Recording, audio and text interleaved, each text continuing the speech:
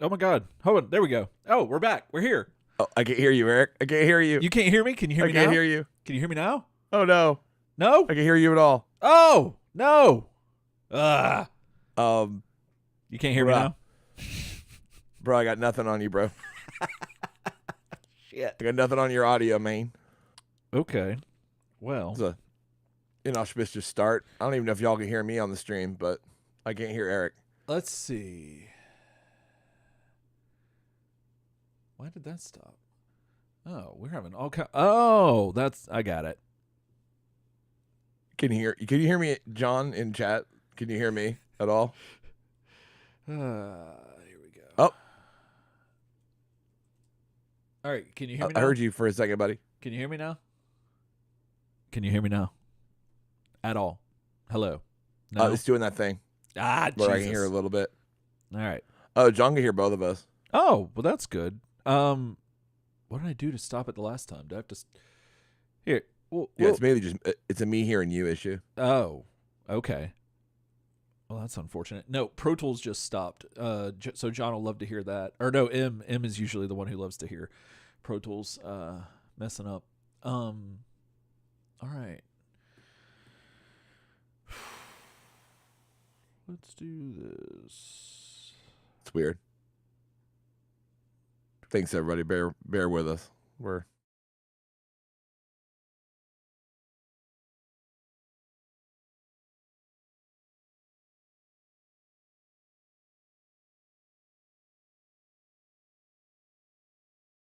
Let's do this.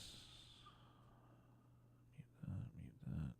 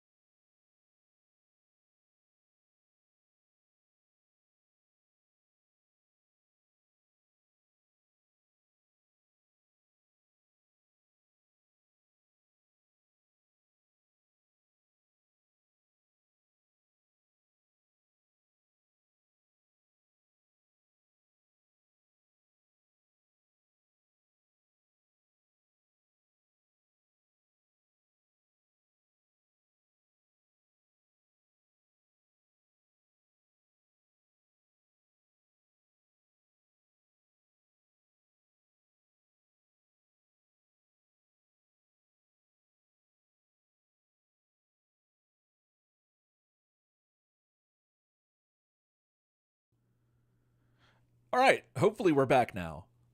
Hopefully, Ryan. Hopefully. Yeah. Okay. Can you hear me? Are you good? Yes. Okay. Good. Okay. You scared me there for a second.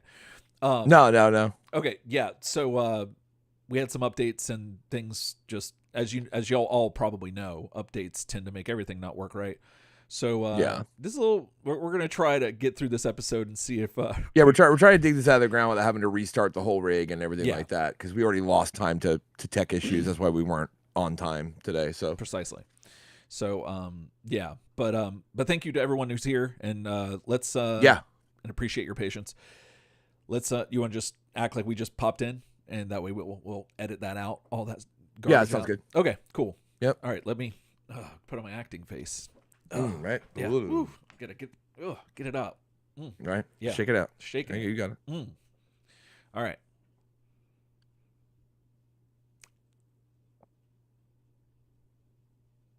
Wait, you got the intro. Oh, that's right. Yeah. No, I just didn't know. Yeah, okay. 'Cause you said earlier something about let me start it. And I'm like, okay, no. okay. This was it. So so you're good.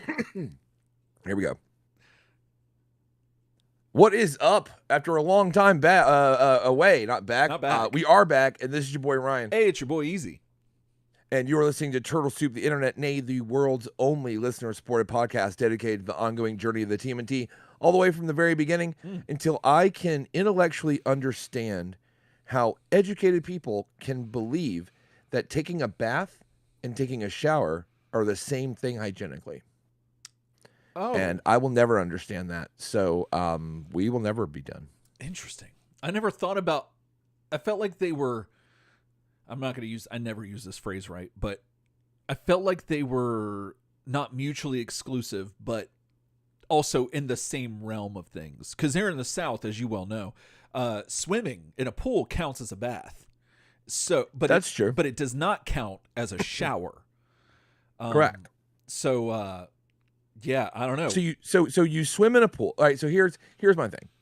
You swim in a pool. Number one, pools have chlorine, so that is cleaning. Okay. Now there's no soap, so like stuff downstairs, especially like if you've ever gotten in the pool and gotten out of the pool, you're not clean. Like no, but you are sterile for the most part. That's like true. You're pretty sterile. And then if you do it right, everybody wants to shower like after the pool, like you have the outdoor situation, right? Like, a little, you know what I mean, or whatever, and that gets all the crap off you, right? Mm-hmm. Now you're still not showered, in my opinion. Like you're not bathed because soap has not, like, the mechanical process of soap has not removed germs from your body, and other detritus that your body emits onto itself. Not gone, but it's better. Yeah. A bath is annoying to me.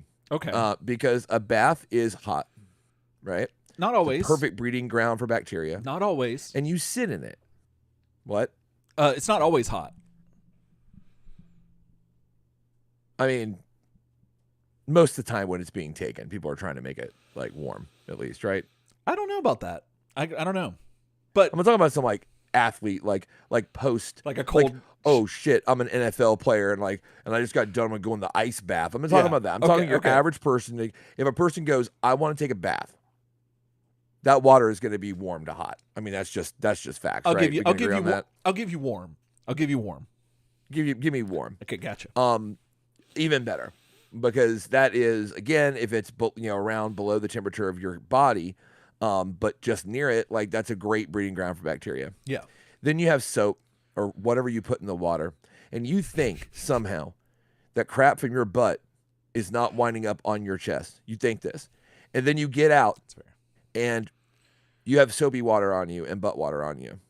Now, I know how soap works. I understand that it decouples a lot of those things from your body, but not all of it, because it's on you. That's true. And people that take baths don't usually turn on the shower to rinse after they just get out of the bath. So then you got your towel, right? Yeah. You're like, oh, I got to get dry.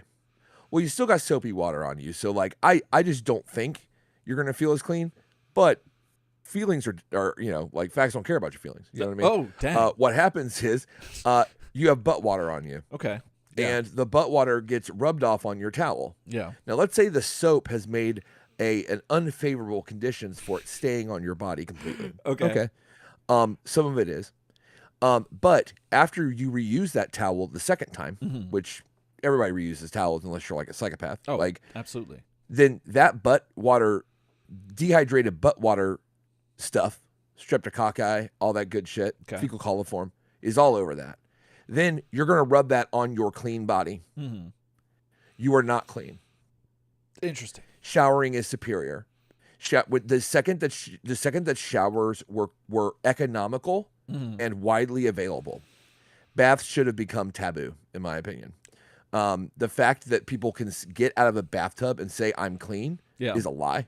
Yeah. And I'll never understand. Mm. But would So you that make means the the podcast argument? will always Would go you on. make the argument that, or could you allow for the argument that like you are cleaner taking a bath than not taking a bath? Are you cleaner taking a bath As than opposed not to taking not a bath? taking a bath, yes. Because you mentioned when showers were not necessarily invented, but No, like, you are inarguably cleaner. okay. If you use your hands or a sponge or a cloth, something to scrub your body and let soap disconnect that stuff from your body, Yeah. you are cleaner than when you emerged. However, if the point is to be clean, Okay. a shower is superior. Now, I understand hot tubs exist for a reason. Yeah. Like, They're it's fun. nice. Oh yeah. But if you were to go into a hot tub, for example, would you count that as a bath? Depends on how many bubbles there are. That's it. How many? Yeah, It doesn't matter if yeah. there's soap or not. Bubbles equate to cleanliness. to Yeah. me. Like, I'm just saying. No, I'm with you. I get you. Because So, think right, about it. so chat's popping off, and I appreciate it. I Okay. appreciate it. Let me see. So you put out a poll, which is great. Yeah. We found out let we me could see do what that we now. get. So get used We to have 67% of people say no, that a shower and bath are not the same thing. 33% say yes. And I'm trying to get here. I mean,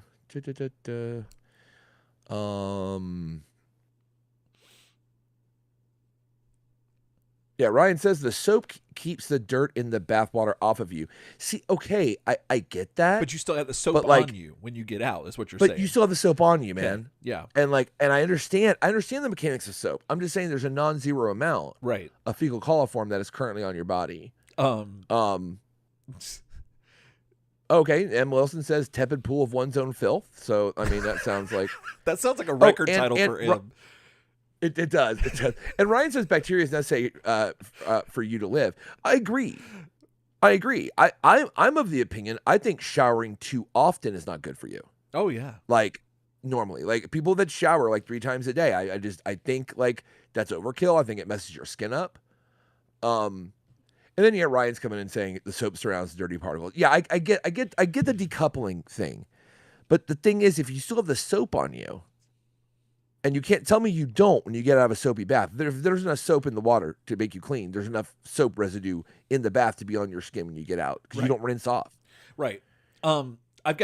And the towel is the contaminant that because that was asked. Oh, okay. Yeah. Like the towel to me is the biggest contaminant because maybe after that first shower, after your first dry off or your first bath and your first dry off with that new towel, you might be able to make an argument. Yeah. But after that, I don't think you can. Okay. I've got 2 things that I want to say. One, if you equate, so I try to go back to things in nature, like what can we find in nature? And you find ponds and people. There are a myriad of movies where people have jumped in the lake or the pond or whatever to cleanse themselves. And this is back in the day, Sure. back before pollution, and Yeah. presumably in these movies. But guess what? There's things living in that pond, but there are not things living in a waterfall, which a waterfall is nature's shower, and therefore Waterfall is nature's shower. therefore it corroborates your hypothesis. And Everyone knows that Irish Spring smells good, no, sure, yeah, right? the tagline is not Irish Spring smells good; it's just Irish Spring. So It's just Irish because Spring, and you it know is what known. it is. It is known. And it is canonical that they would shower under waterfalls. And, Oh, yeah. That is why it smells so good. Mm-hmm. So Yeah, think about that next time. And but and I'm open for hearing arguments about baths, but okay, I've got one more thing for the they're bath. not for being clean. Okay, well, how do you feel about them for dealing with concussions, because I saw a meme or just an internet thing Oh my about god! I think I saw it too. about the movie One, whenever they put Raph in the like tub. the Turtles concussion protocol. Yeah. Was throwing their brother in a tub and hoping just for the best. Hope for the best. Yeah, that cracked me up. Oh, because 100%. No, that was really good. As people who have like laboriously watched that movie and talked about it so much, I never thought about it that way until that thing on the internet just showed me that, and look, mind blown. Yeah. If you're that messed up, I kind of think like you could probably do worse than being in a bath. Like at that point, like because we're on the baseline. We're at the bottom. Can you hear me? Yes, you can hear me. Okay, so yeah, I would tell you. Okay, I'm just saying because Pro Tools, you just did the what's his name, Max Headroom thing, and so Pro Tools is not recording. So my Pro Tools is not recording, but we are recording on my laptop and through the stream, so we've got the audio. So we're gonna go with it and keep hoping for the best. So, okay, yeah. So this episode, probably the audio version of this is just going to be the stream audio. So, sure, yeah, okay, but, all right. Anyway, let's move on. Yeah. So we are live on YouTube, obviously, everybody. Thanks for being here on this Saturday. We're gonna try Saturday like mid-afternoon Eastern streams. We kind of had a discussion about some of the things that were getting in our way. With doing the show live and keeping consistent episodes going, and we have landed on Saturday afternoons potentially as a good place to land. So we're gonna be trying this and seeing how it works. But our goal always is to create more content. I know John said in chat earlier that it had been long enough that he was starting to get worried about the show. Know that if there was ever a point where we were going to stop doing this show, you all would know. Oh yeah. If you haven't heard from us in a while. But you know that we're both alive from socials or whatever, or lack of a RIP post, and a lack of people ordering their drinks at Starbucks with my name. If you don't see people doing like, look, can I get it's under Eric Crosby or under Ryan Guy. If you don't see that at Starbucks, then like we're alive. So we're trying this to see. But our dedication is always to be live, which we are now. So if you're not subscribe, hit the bell icon to get all notifications. And if you are already a subscriber, try to share the stream and let people know what's going on. In addition, speaking of people that know what's going on, this episode is brought to you by two awesome patrons. We are on Patreon. If you want to go check us out, patreon.com. Look for Turtle Soup Show podcast, and we'd be done making it. These patrons are Jake Niehaus and Duncan Gale. Thanks, guys, for your contributions and for being part of Patreon Ranger. Oh, yeah. So, Eric, what are we covering today? So today we're going to attempt to cover Mirage Comics TMNT Volume 4, Issue 7 from December of 2002 and 8 from February of 2003. Boom. That's where we're at in the journey. Interesting stuff in these comics around like extra stuff in the issues about things like the cartoon and about like other stuff. It's very interesting. Oh yeah, because things were popping off. So yeah.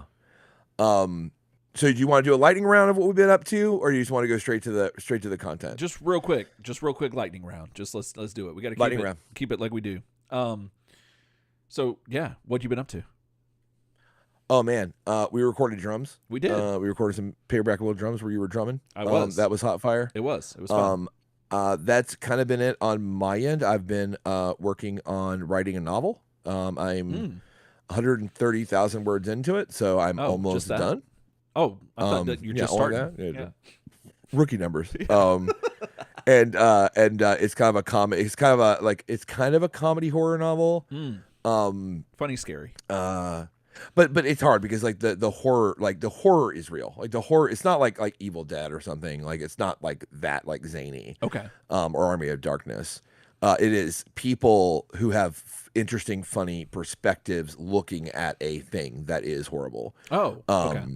A demonic situation that has caused me to do a lot of demonology research, which Eric and I have talked about at length when we've had off the show discussions. Indeed. That's really been me. I've just been doing that. Cool. Yeah. Well, that's awesome. I'm excited about you writing a book. Now, are you going to publish this, or like, are you going to sell? How are you planning on getting it out? Do you know? So I've been talking to Alicia a lot about it. Is she your wife? And yeah, Alicia, my wife, USA Today A bestseller. bestseller. Yeah, sorry. Yeah, I forgot about that. Yeah, Alicia Thompson. We've been talking a lot about it, and she's always really inspiring to me to write and stuff like that. Absolutely. And we've been kind of like working together. Like she's been writing her next book. I've been writing my book, so it's been like you've been going back and forth. Yeah. And yeah, I know exactly how I would go about trying to get it published with a publisher. You know, I need to submit it to agents and try to get someone to sell the book. Yeah. But I have thought about doing it independently. Oh, okay. Because it's a side of the business that her and I don't have as much knowledge in. Yeah. Because she is like, you know, traditionally published Mm-hmm. through Penguin Random House. So like we don't know, like, yeah, I don't know yet. It might be Okay. one of those things where I put it on sub and just kind of see like, or sorry, on query with agents and just see. And then if nothing really moves with that or whatever, I might just put it out. I mean, putting something out independently doesn't stop it from being published traditionally. Yeah.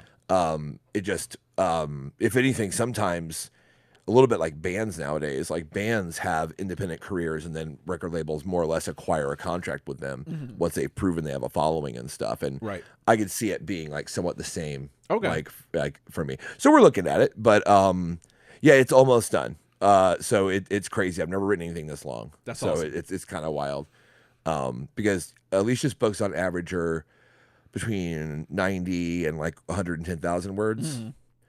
So being at 130, I'm like, this is like insane. Oh, yeah. I've written one thing that's this long. It's kind of weird. Yeah. But it's been fun. It's been fun. It's been an interesting way to do things. So yeah, so that's what I've been up to. Oh, okay. Mainly.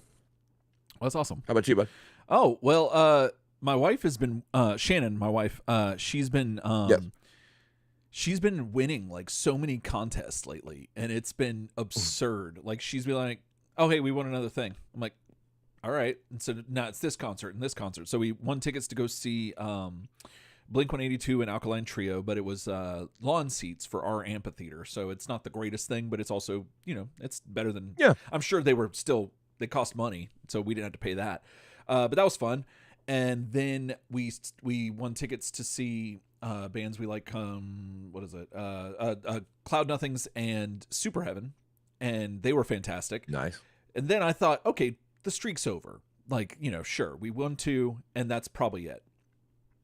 So I'm doing laundry, and I get all this cackling from the other room, and my wife's like, just dying laughing, and I'm like, hey, so what you okay? She's like, yeah, we just won Weird Al tickets.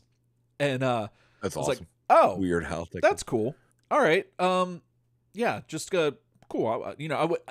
I'm not the type of person, I'm not as big of a fan to where I would pay to go see Weird Al, but like if Yeah. I could, I would, but like I'm not Sure. a huge fan, but I certainly appreciate him.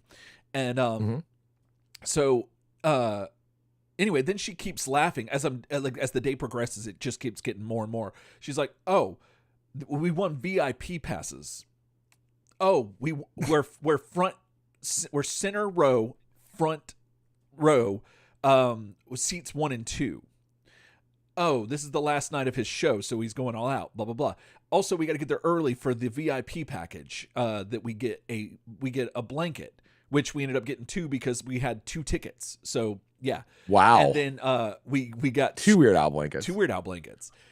Who thought I'd have that on my bingo card? Right? And so then we had to wait until afterwards for the meet and greet for him to take a picture with us and then sign our posters that we also got. So yeah, it was this cacophony of just cascading things over and over again. It's like Weird Al, just like over and over and Yeah, over and over and yeah. over. It's like gets like more close, more proximity, more intimate, like as it goes. Oh yeah, yeah. It was wild, and it was really fun. That is He was crazy. excellent.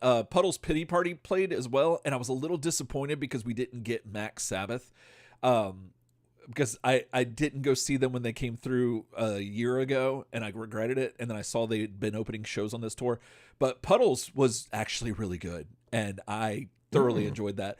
He did a whole bit with Kevin, like playing stuff on the back LED wall, and then he would grab a phone on a gimbal, and he'd run around, and he was like showing people in the audience, and it would it would show you up on the screen, but it said Puddle's cry cam. I didn't read that, so I'm just like,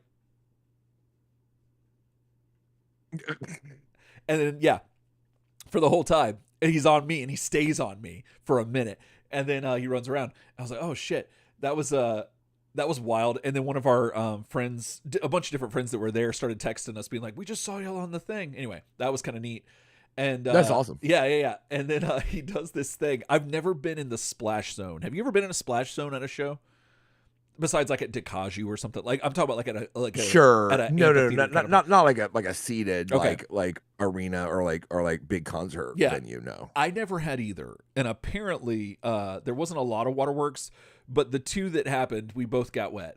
So I know. So Puddles showed Kevin Costner videos on the back LED wall for most of his set, or at least one song, but it felt like the whole thing. And he shows the part from Waterworld where he pees in a cup, where Puddles then also pulls out a very similar looking cup, drinks from it, and then slings it, and it gets all over me. And I was like, yeah, that's what I'm here for. This is awesome. That's sick. And then That's hilarious. Weird Al did something too. I can't remember what he did, but that's where Shannon got hit. And so it was, I don't know, it was just wonderful. And I don't know, I was just really, I've never been like front row, like VIP, but I gotta tell you, Ryan, that VIP status, like, are you listening? Like, look at me in my eyes. Like, I'm looking. that VIP status is legit. Like, oh, I'm sure it's it is. enough. It's enough to make me question, like, if someone offered me life-changing money and they said, like, I get 2 blankets for the rest of my life. Like, I don't know.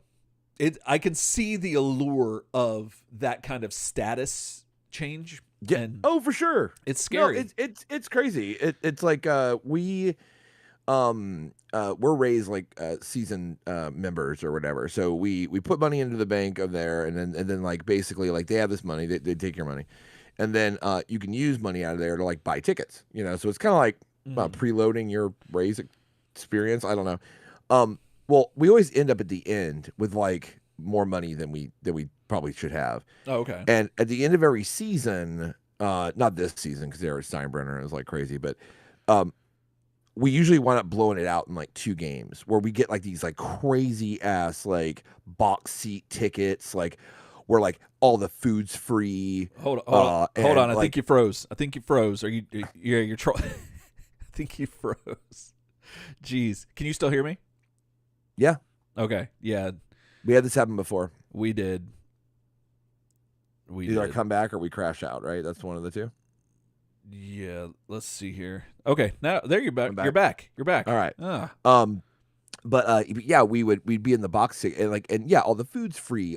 Everything's crazy. Mhm. Like popcorn just sitting out, grab one. Like, and you do realize like how the other half live. You're Yeah. like, oh, this Oh, is yeah. what like if you just have like money's not a concern, Mm-hmm. then you get to have all this. Yeah, it's wild. I was just and granted, what we experienced was a very like low level taste of it, but I was like, oh. Sure. Especially when they ushered us in front of all, because we were going to go to the back of the line, and they're like, "Oh no, sir, you go up here, and the peasants are back here." Yeah, it was crazy. I think Clemens asked if he played the Anakin guy song. He did. That was his. I think it's technically his encore, and he came out with a bunch of Star Wars or stormtroopers and Vader. Everyone was dressed up. And he did that, and he also did his Shannon knows the song. My wife Shannon knows the song, but it's Yoda. It's a song he's got called Yoda, and I think it's Lola is the original song.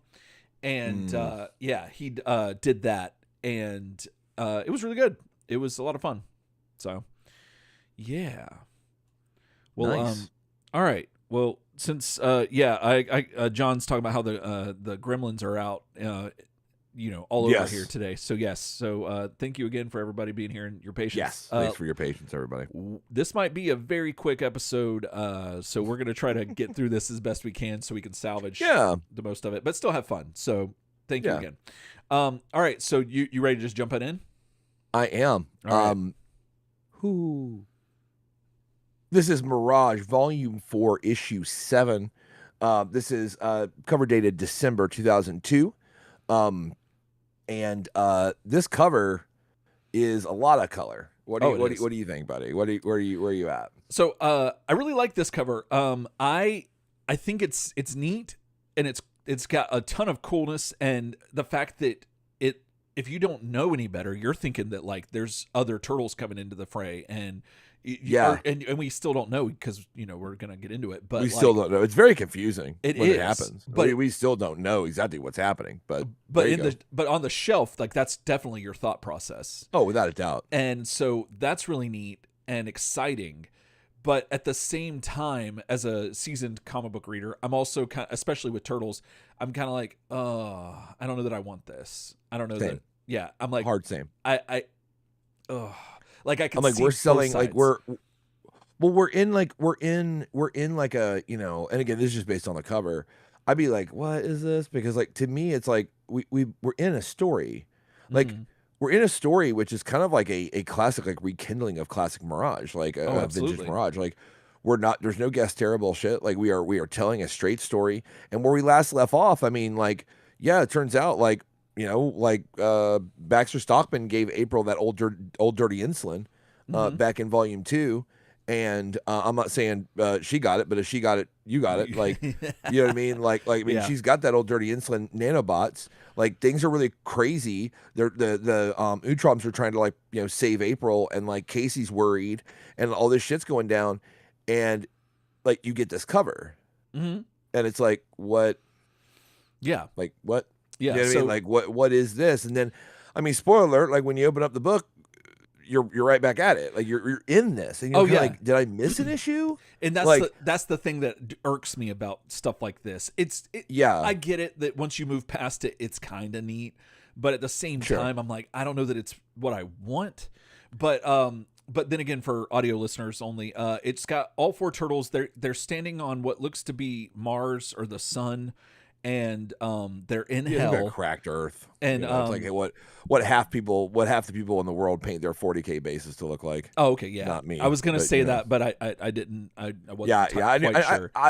Here's the deal. It's almost like how like you get like the N-word pass. Like I'm a 40K player, so I have the make fun of people's bases pass. Oh, like, you I thought don't, you meant that but I do. got the N-word pass, and I was like, I don't have that. I just wanted you to know that. No, I don't, said but it's you meant kind of like the universal you. If someone has that, like, I get what you're it saying. says kind of like Okay, sorry, I missed that. The gremlins were getting me. I understand. Yeah, I knew Yeah. you would. But yeah, they're there, and you got like 4 different turtles that got different powers. One's like liquid or slimy. The other one's just a strong guy. Then there's another one you don't really know what his powers are, but he's got a cape and all kinds of stuff. And then you got one that's got electric powers, and they've got different letters on their belts. And so, and confusingly, they are not the letters that have anything to do with the name of the turtle, like Correct. traditionally either. Yes. So again, we're not in like 87 territory where it's like I must have letter on belt in different color, Mhm. but like, one is obviously orange, and you're like, oh, that must be Mikey, like with the electric power, Right. But he's got an S on his belt. Okay. One is purple, and you think, oh, that's Donnie, but he's got a G on his belt. Mm-hmm. There's a big guy wearing blue. And you're like, is that Leo? Do I feel like Leo's the big guy? Like Leo's like the thing, like the Right. Fantastic Four, like the thing of the group. Mhm. Why is that not like maybe like Raphael? And then you've got somebody with just nothing that's all goopy goops. That I guess is Raphael. And once again, you look at it and you're like, it's not that I hate the character design. It's just like, why Yeah. Why? are we introducing this now? And it's just strange. It's like the art's good. Like the art's like absolutely. great. Like it's just like what a little bit. That's my take on it. I agree. So yeah. It's these different turtles in an action pose, and you're like, Mhm. all right. But again, I mean, it costs you $2.95, $4.10 Canada, bro. This is 2002. Yeah. $4.10. I know Canada money is like a lot less worthless than ours, but like still, that's Mhm. got to hit your Canadian pocketbook. Yeah. Yeah. That's tough. That is tough. That's tough. Anyway, getting into this. So, Peter Laird, he's on your writing, lettering, inking, and toning. Mm-hmm. He's everywhere. Jim Lawson's got your layouts and your pencils. Eric Talbot is on assistant, like on additional inking. Michael Dooney is on the cover painting style, and Dan Berger is always there with production assistants. Making sure that the trains run on time. You know what I'm saying? Like, yeah. boy. Oh yeah. So to open, I figure I'll just take this issue and you take the next one. Sounds good.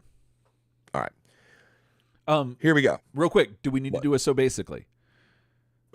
I kind of thought I basically did one. I think you did. Before. I just want to make sure if you did, if there was anything else we needed. Yeah, I'm not gonna. Obviously, we're not gonna run everybody through like everything that happened, like all the way up to this point. But yeah, what I will say is like April is currently in a hospital bed. She is infected with the old dirty insulin that Baxter shot her up with in volume 2. Mm-hmm. It is in the form of nanobots that were dormant until she went through the advanced Utrom scanning. Basically, like Utrom have like a little TSA checkpoint when you go to get on their island in the off the coast of New York. And apparently this angered them and started them working. And you don't know, there's like an implication maybe that like it's a bit of a Baxter Stockman plot, like they were dormant until like maybe like he would use them later or something like that. But immediately it's a problem. There's also problems with the Foot, who have been contracted by the Utroms and the UN apparently to run security on the base. There's a bit of a fracas, but then things calm down, although there is a member of the Foot, a leader of the Foot, who Casey has issue, and Casey and Leah both have issues with. Yeah. And he's in play as well as the rest of the Foot. But yeah, April is in a coma. The bots are doing crazy stuff to her. Casey is very worried. The turtles are kind of in place, and then as the subplot, which we'll check back in with here, Shadow, Casey's adopted daughter's boyfriend, has been trying to spy on the house to see what's going on because Shadow is obviously very reticent to bring him over. And he is caught by Stainless Steel Steve and Metalhead in the woods. And that is one of the last things you see is that they're like, this don't get it. Yeah. And now all these, like the 4 turtles with like different powers. And you're like, what? And like, and there's a lot of fight issue, man. And I mean, I'll be honest, until it gets going, like, you open up on this page that's, very similar to the cover, with them all there. And there's just a lot of stuff. Like, they call me Graviturtle. My brothers and I made a wrong turn somewhere. Now we're stuck in this barren wasteland facing the most vicious assemblage of megafoes ever assembled. Just using assemblage and assembled is annoying. To my left, I can hear Shelectro Zap Power building as it cracks and sparks. To my right, Bloboid melts. Bro, the term Bloboid, I feel like if you call someone that, like you woke up and chose violence. Like Bloboid, for some reason, feels like such an insult, doesn't it? It does. It does. Feels like that would destroy you in like first grade. You'd be like, I'll never recover from this. Some kid called me Bloboid. It's over. Bloboid melts and reforms and melts again. So what we have here is, Graviturtle, who, I'll spoiler, he has a gravity whip. Strange. Yeah. And I'm not going to say who this turtle's supposed to be because again, like they don't give us any indications really. Shelectro, Zap Power. Bloboid is effectively Clayface. Kind of, and the Blob combined, like it says he's reforms and melts again, searching for the optimum combat configuration, and backing us up. I sense the raw power of Grid-X, ready to explode into pounding, crushing release. I don't remember what Grid-X's power. We see it, and they're facing the Terror Kinetics. We get a widescreen shot of the Terror Kinetics. Yeah. They're cool. Like one thing I really like is the art. It's a two-page splash. Yeah. With them running at them, I love the inking. I love the digital mixed media way that things are shiny. I love that each one has its own logo. Oh, that's my favorite. Like that's super cool. Like there's Dr. Shreddarius. Slitherine, yeah, Frizbat. Do you need the Amorga. N word? Do you need the N word pass to say that name? Oh, Armorga. That's how I'm gonna say it. Amorga. Yeah. Amorga. Uh, Canine, and Yeah, Net. I think that's K9. K9. Yeah. Oh, with a little Yeah. apostrophe. Yeah. Okay, we got him. And we'll talk about the descriptions a little bit later. But basically, what the thing says is like they're all the creations of Dr. Shredarius. And normally facing them one at a time super sucks, but now they're all in league, so it's even harder. It's a fight scene. It's a long fight scene. Mm-hmm.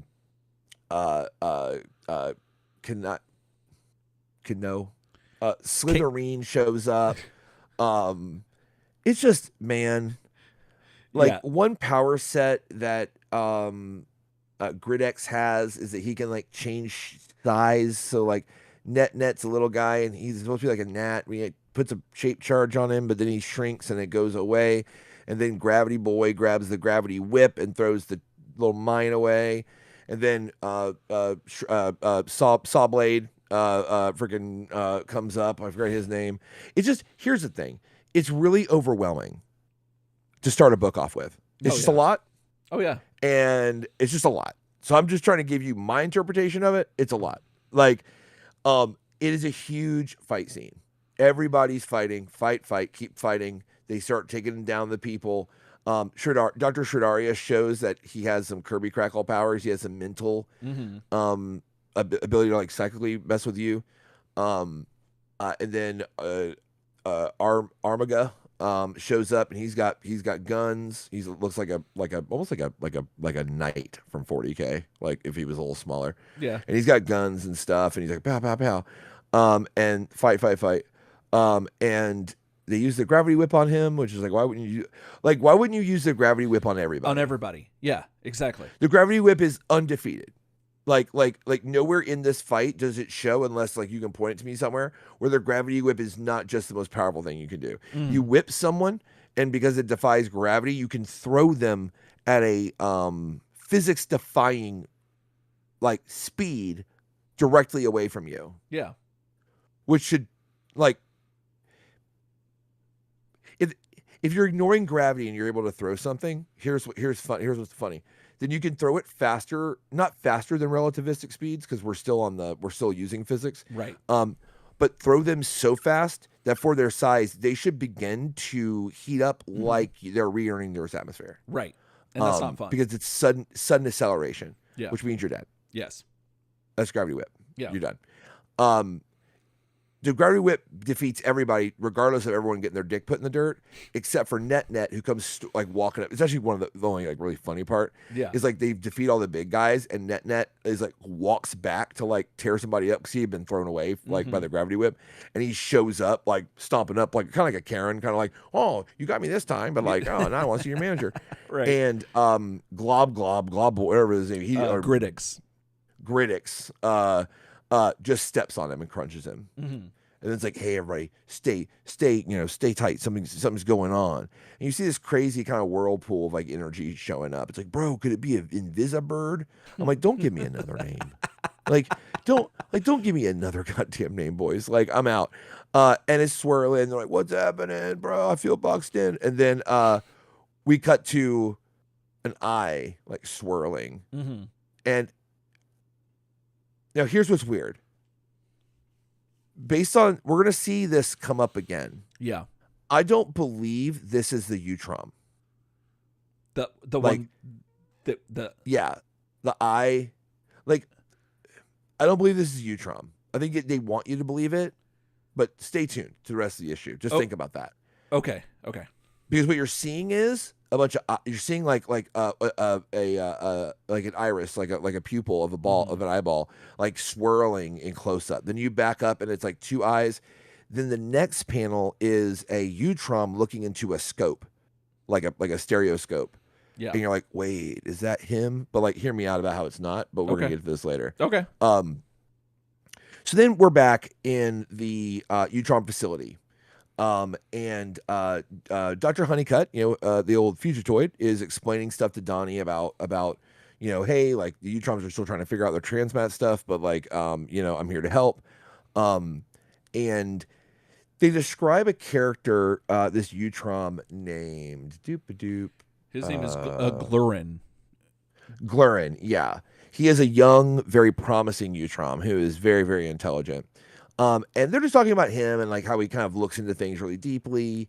They're kind of going on about he's obsessed with the shape of a subspace carrier wave or some such, which I think might come in later. And there is a discussion about, like, Donnie says, do you think we can safely flush Stockman's nanobots out of April's system? He's like, I'm optimistic, but like cautiously so. Nanotechnology can be very difficult to deal with. And, again, like that's the whole thing. Is like, and he says it's a good reason. That's the reason Utrom's, it's on a list of prescribed technology. Like they don't like it because it's like messed up. We enter the room where April is, and everyone's laying everything out. You see Casey on the phone, talking to someone about flying into LaGuardia, and they can stay at their place. They have plenty of room. Thanks a lot, Robin. Robin, if for those of you who might not know, this might be a good question to put on your TMNT bar trivia. Oh yeah, John, is April O'Neil's sister. This is canonical. It is. She makes her first appearance in, if it's not the beginning of Volume 2, it's the end of Volume 1. Right. I believe. She is not used very often. But this, I believe, is mainly, I think her first appearance was in Volume 2. That is April's sister. And you find out that Robin's coming. And obviously she wants to see her sister because her sister's like destroyed. And that's the reason Casey's calling her, is because it seems dire. But it's kind of cool because Donnie is like, hey, this actually works out really well, because Robin could be a donor potentially for like platelets, blood cells, like whatever we need. Right. She can be a matched donor for like some of the more like some of the harder to find matches for things like bone marrow and stuff like that. That's all genetic, and they talk a lot about her diagnosis, but again, the Utroms don't know a lot. But the idea is that they have been having effects on her brain and nervous system for sure. They can see that on the scan. As for her infertility problems, they can't diagnose that yet. Because Casey's trying to put a lot together. Casey's like, wait a minute. She was having these infertility problems, and now you're telling me that these nanobots are all in her body. And that seems like a coincidence. Let's see. So they're kind of talking more. And this is where Donnie's like, actually, it's really, really good that she's on the way. Yeah. And then Honeycutt's like, yeah, well, as soon as she gets here, she'll be genetically scanned, and we just need to make sure things are cool. And then your boy, the Utrom, he goes, unfortunately, yes, in rare cases, even siblings can have genetic dissimilarity. And we're given a shot of Casey at the bottom of this page. Yeah. And I think this is a really cool, like, small conversation point. Okay. I really like the inclusion of this panel. Like when I was reading it, it stuck with me. Yeah. Because that is Casey, like, to me, and tell me how you feel. That is Casey, like, honestly, I think for one of the first times confronting the fact that April may die. Oh yeah. That Robin, definitely. like, he's buoyed by the idea that Robin, not only Robin, like, I think in some esoteric sense of like Robin, like, just being near her sister may help her sister, right? Like in some very, like, kind of spiritual way or esoteric way. But when Donnie gives that light at the end of the tunnel of like, oh, Robin's DNA is essential potentially to helping heal your wife, and then the Utrom's like, that's not always true, right? Yeah, like and that's just being honest. Like, sure. Utroms don't have great bedside manner. The Oots do not. The Oots, yes, they're starting to be called the Oots. I appreciate that. But I appreciate them. They do have some sort of candor, like to where they do. They speak very properly. They're not like brutes, right? Yeah, and it's not aggressive, like aggressive, just truth all the time. Just like no, sugar, like they don't know what sugar is. Like that's how, unsweet. Yeah, it's never malicious. No. It's just like, they have a mentality almost like I always think of like they're like, man, this whole thing called life is one giant science experiment, man. Oh, and like I'm not absolutely. gonna like sugarcoat results to you, like like because if we were in a lab just dealing with like chemical research or something, like I wouldn't be like, oh, I hate to say it, but like that chemical doesn't seem like it has the right properties. I'd be like, no, it doesn't have the right properties, man. It's not gonna work. Right. Like Exactly. But yeah, that shot of Casey's cool. It and is. You could I agree. you could have done a lot with that with that layout and that panel, but I like that they focus on it. Mm-hmm. Sue cut back to the old home, the old homestead, and Stainless Steel Steve is threatening to kill your boy. What's his name? Jay. Kill your boy Jay, and bury him out in the back 40. Because fuck him, and he's bending a spoon with like his thumb and forefinger, which Like is you like do. a thing. Like you do. Like you do when you're really mad. Yeah.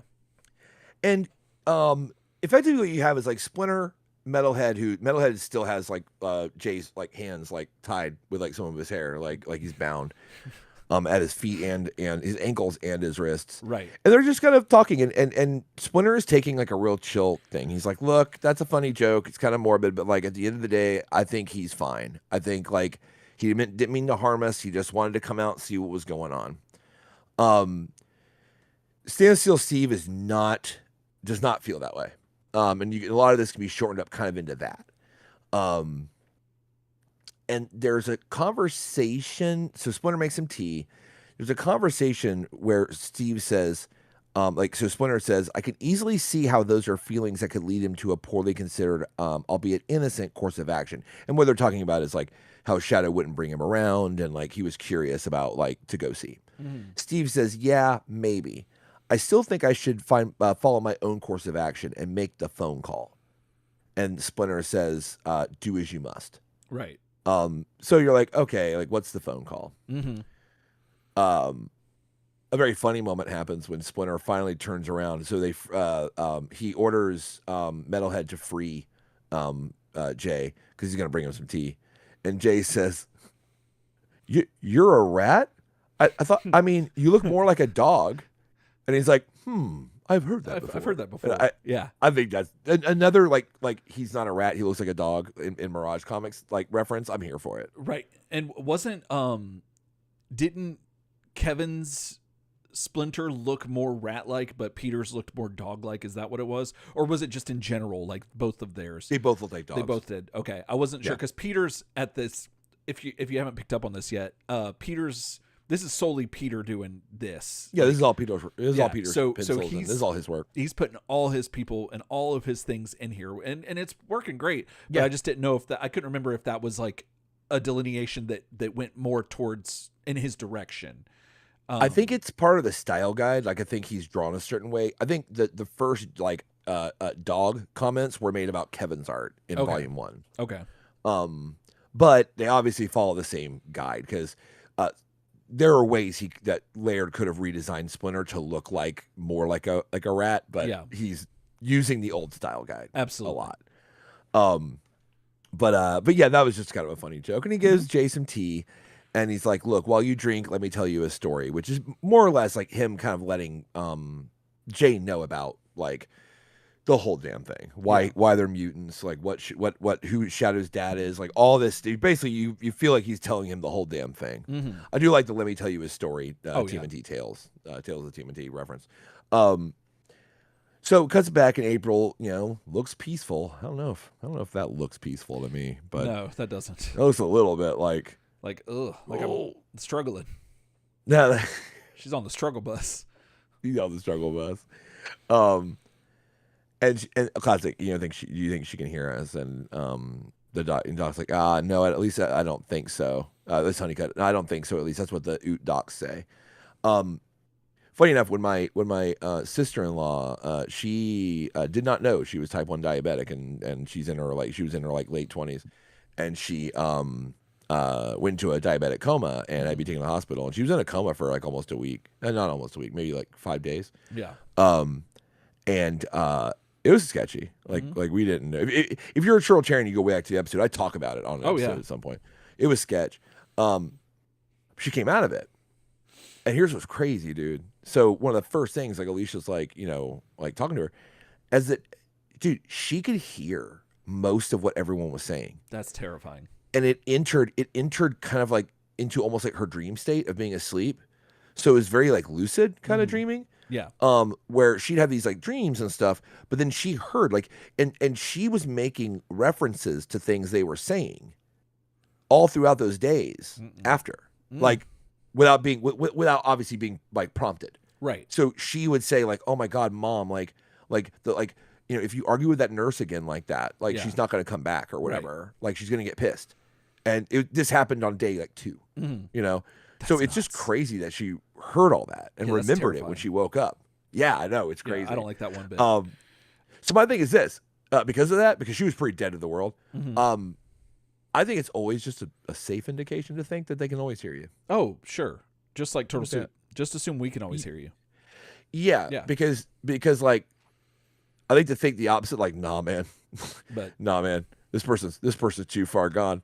And you start saying some like raw shit or some stuff that like maybe just watch yourself. But see, also I wonder if maybe they come out of that coma and be like, "Oh, I heard what you said." But maybe you should do that as a means to get them out of the coma. Be like, "Yeah, I've been sleeping with your high school crush." Like if you were in coma and I said that, like you'd wake up trying to get that person up, like and they're like, "Oh no, I gotta come back." Yeah, no, I feel that. Like, well, knowing that now, like, I mean, first of all, like, like, knock, knock. I hope no one I love or know, like, gets into a coma. But if they do, like, I'm gonna treat it like they're awake in their head. I'm gonna like give them updates. I'm gonna talk their ear off. I'm gonna tell them. I'm gonna reinterpret what the nurse said for them to understand. Like, I'm gonna do all that shit. Like to me, that's the terrifying part is being awake. Oh yeah. Or not, she wasn't awake, but like hearing all this stuff and being able to process it. Yeah. In real time, but like you're still like in a kind of a coma dream state, but like everyone thinks that you're dead. Yeah. Like everyone's talking about you like you're not there. Yeah, that's gonna be weird. I think that's the terrifying part to me. So I would feel comforted if my family was like, "Nah, like he can hear us." So we're gonna talk around him like he's awake, and we're gonna tell him what's going on like he's awake. So when Twice was leaving this mortal coil, and me and Father Preston went and saw him, he was out of it, but he could respond a little bit. So it's not quite the same, but kind of a little bit. But I treated it the same way. I was like, I'm talking to him just as if he was gonna be living, like he was gonna get past this or whatever. But I made sure to tell him about what Kanye said he did with his cousin, and on Kanye's new stuff that he put out. And I won't repeat it here, but sure. But I made sure that he went into the afterlife knowing, don't rep Kanye. Maybe think twice about repping Kanye. Yeah. If you weren't, no. If you were on the fence, I mean, you might want to know that going in. What's one last? Yeah, like what's like one last like thing on the way out? It's like like Kanye did some other messed up stuff, and, exactly. And it's like it's good to keep him updated all the way through it. I thought it was my duty as a friend to do that. But I bet you we heard. I bet you we heard it, dude. I'm gonna say one dark thing that like I learned. You get one.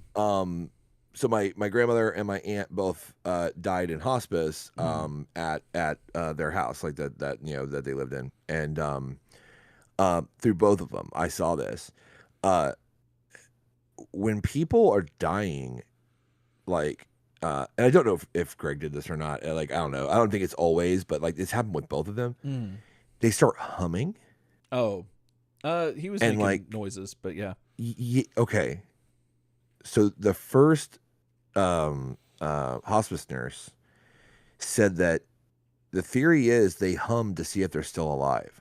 Oh, interesting. Because all their stuff is like they can't see, like they can intermittently hear, but they can hum and they can still hear that resonance in their head, and they're hearing it in real time. So that's how they know that they're still like alive. And man, that's dark. That is. That's wild. So think about that one. Well, hey everybody, it's about 4:40 in the afternoon, Eastern Daylight, on a Saturday. Like if you're making dinner plans for later, or maybe thinking about playing with your kids a little later on, if you're in the central or mountain times, just think about that while you're doing that. There you go. So here everybody is, you know what I'm saying? Like Robin's shown up Yep. They're all there, and Robin's like very much like, dude, do they have a plan to get the nano crap out of my sister? And they're like, dude, they're working on it. Like, and they do ask why they can't use the transmat beam to just transmat him out of her body. Makes sense. But they're basically saying that, yeah, like it's not possible. So Doc Oot, Dr. Utrom, he rolls in. Let's see. And he has the I got his name. What's his name? They mentioned it last issue, I think. Like Dr. Kleinor. Dr. Kleinor. When she got admitted, he rolls up, and it's a little weird. Now, in my version of the comic, my version of the Cool Uncle comic, this isn't like the one that you guys have. It's the same art. He comes walking into the room talking about, we have results of the scans. But in my special edition, he's got a huge envelope. Oh. With that says result. That says DNA results on it. Right. Kind of like very Mori coded. Mori coded. Yes, that's what I was very Mori coded. Yeah. Yes. So I thought about the only this. different thing about mine is when he reveals the news, he's sitting on a chair instead of standing. Yeah. And he has his little glasses down on the end of his nose, and he's looking through the documents that he pulled out of the big manila folder that had like in red, like stamped across, but there's no stamp that big. Oh yeah. Which I hate that. Like I hate that so much when someone like uses that as a prop where it looks like a big stamp, like DNA results. Right. But it's like as big as like a gigantic manila envelope, and it's like there's no stamp that big. No. Stop that. Yeah. Please. But he pulls this out, and there is an additional page of like all the drum up and like about you're not the father and all this stuff. But in the normal comic, he says, well, there were some unexpected findings. I'm like, doesn't sound good. No. And then he says, Doc Kleinor says, first, Robin is perfectly healthy and ordinarily would most likely be an excellent source of transplants, transplantable tissue. But, and then of course, Robin's like, come on, like fucking tell us. And he's like, we did all the standard tests, blood typing, DNA, somatic resonance, and so on. Setting aside several minor curious anomalies that our scans of April's genetic structure revealed, we expected to see the 0 to 10% typical variance for most human siblings. Instead, our tests conclusively show a greater than 99% genetic variance between you and April and all pertinent markers. And she's like, what's that mean? Mm-hmm. And he's like, you're not the sister. Not the sister. Yeah. And then like, dude, the entire like Honeycutt grabs, I'm not joking, he grabs a chair from the studio. Yeah. And the last thing in the panel you see is he's flying toward Dr. Kleinor with Oh it. yeah. Yeah. Like pandemonium. Just it's paper plate pandemonium. There's all of a sudden paper plates are everywhere. Oh yeah. Steve is there from the Jerry Springer show, and he's trying to separate Robin and Casey. Yeah. Like it's insane. It's just But in the normal version of the comic for you normies, he says, Robin, you and April are not, biologically speaking, sisters. Everyone's like, what? What? To be continued. I love how everyone but Honeycutt says what. Okay, I love that too. Yeah. I didn't notice that, but I love that. Honeycutt's like, oh, no, makes sense. That's the data. I've already concluded that. Well, I love that. Honeycutt's like, I completely understood what you said. Oh yeah, no, that's more than likely what it was. He could kind of, because that's why you say what. Like humans are stupid. Humans are like, what? Almost like I didn't hear you. Yeah. And Honeycutt's like, oh no, I'm perturbed by the findings, but That's I fantastic. heard them clearly. Right. Yeah. No. He's like, no, I comprehend all of that. Yeah, that's so good. No need to ask what. No. Unless you say, what are we going to do about it? Right. You know what I mean? Or what's for dinner? That's it. What's for dinner? So at the end here, we have a message from Gary Richardson, who is the CEO of the Mirage Group. I'm not going to read all this out loud, but they're talking about, the piece is largely about three things. And these are three really cool things that are about to happen for the Turtles. And Gary Richardson is kind of telling you what's going on. One, new TV show. So new cartoon. Mm-hmm. Real cartoon, not live action, real cartoon. Right. Secondly, Playmates toys, first new toys. Then it's gonna be 7 action figures, 3 vehicles, 2 role play items. Will hit store shelves in late January 2003, just before the TV premiere. Mm-hmm. And 3, our good friends at Konami will be releasing the first new TMNT video game around Christmas 2003. Konami's plan on at the moment is to start the new TMNT video game Onslaught with both a PS2 and Game Boy Advance release. Pretty neat. Oh yeah. Let's see. 2 more TMNT products to get everyone talking about are trading cards from Fleer and a full color TV show universe based comic series from Dreamwave, which is interesting. Mm-hmm.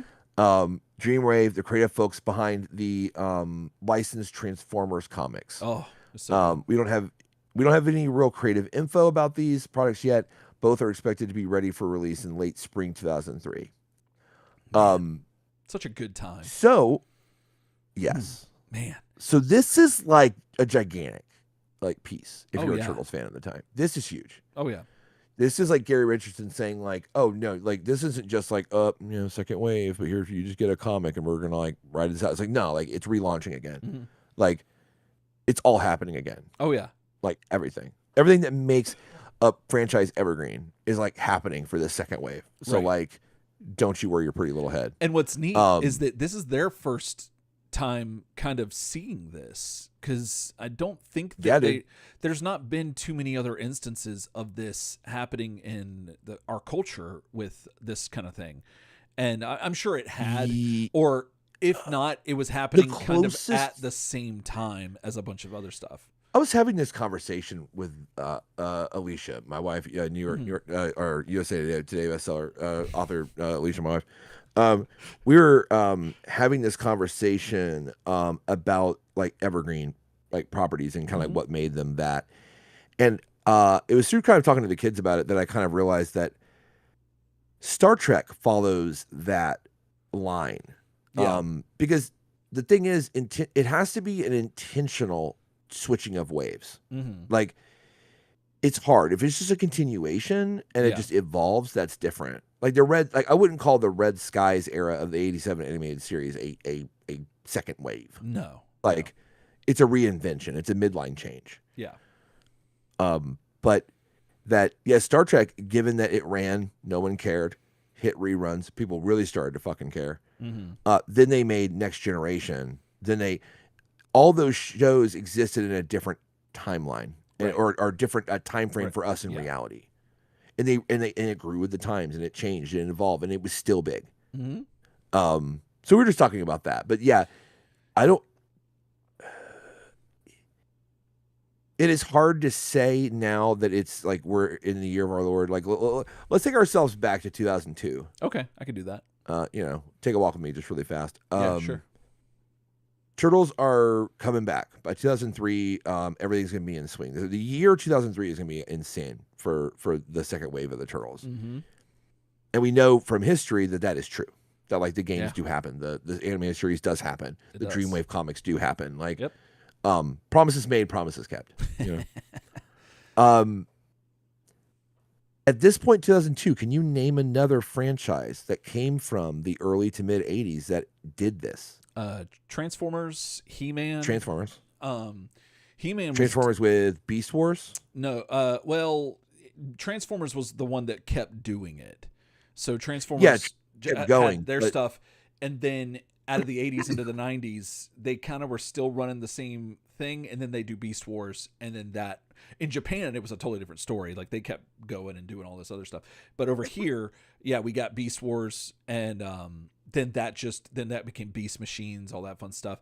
And then they started I want to say 2003 had Robots in Disguise was somewhere in this, which was where a new cartoon came on, and it was a little bit more anime but modern. And so they were kind of one of the ones that kept going. But as far as a lot of the American non-Japanese imported stuff, because Power Rangers was doing it too at the time, but obviously that's live action. Yeah.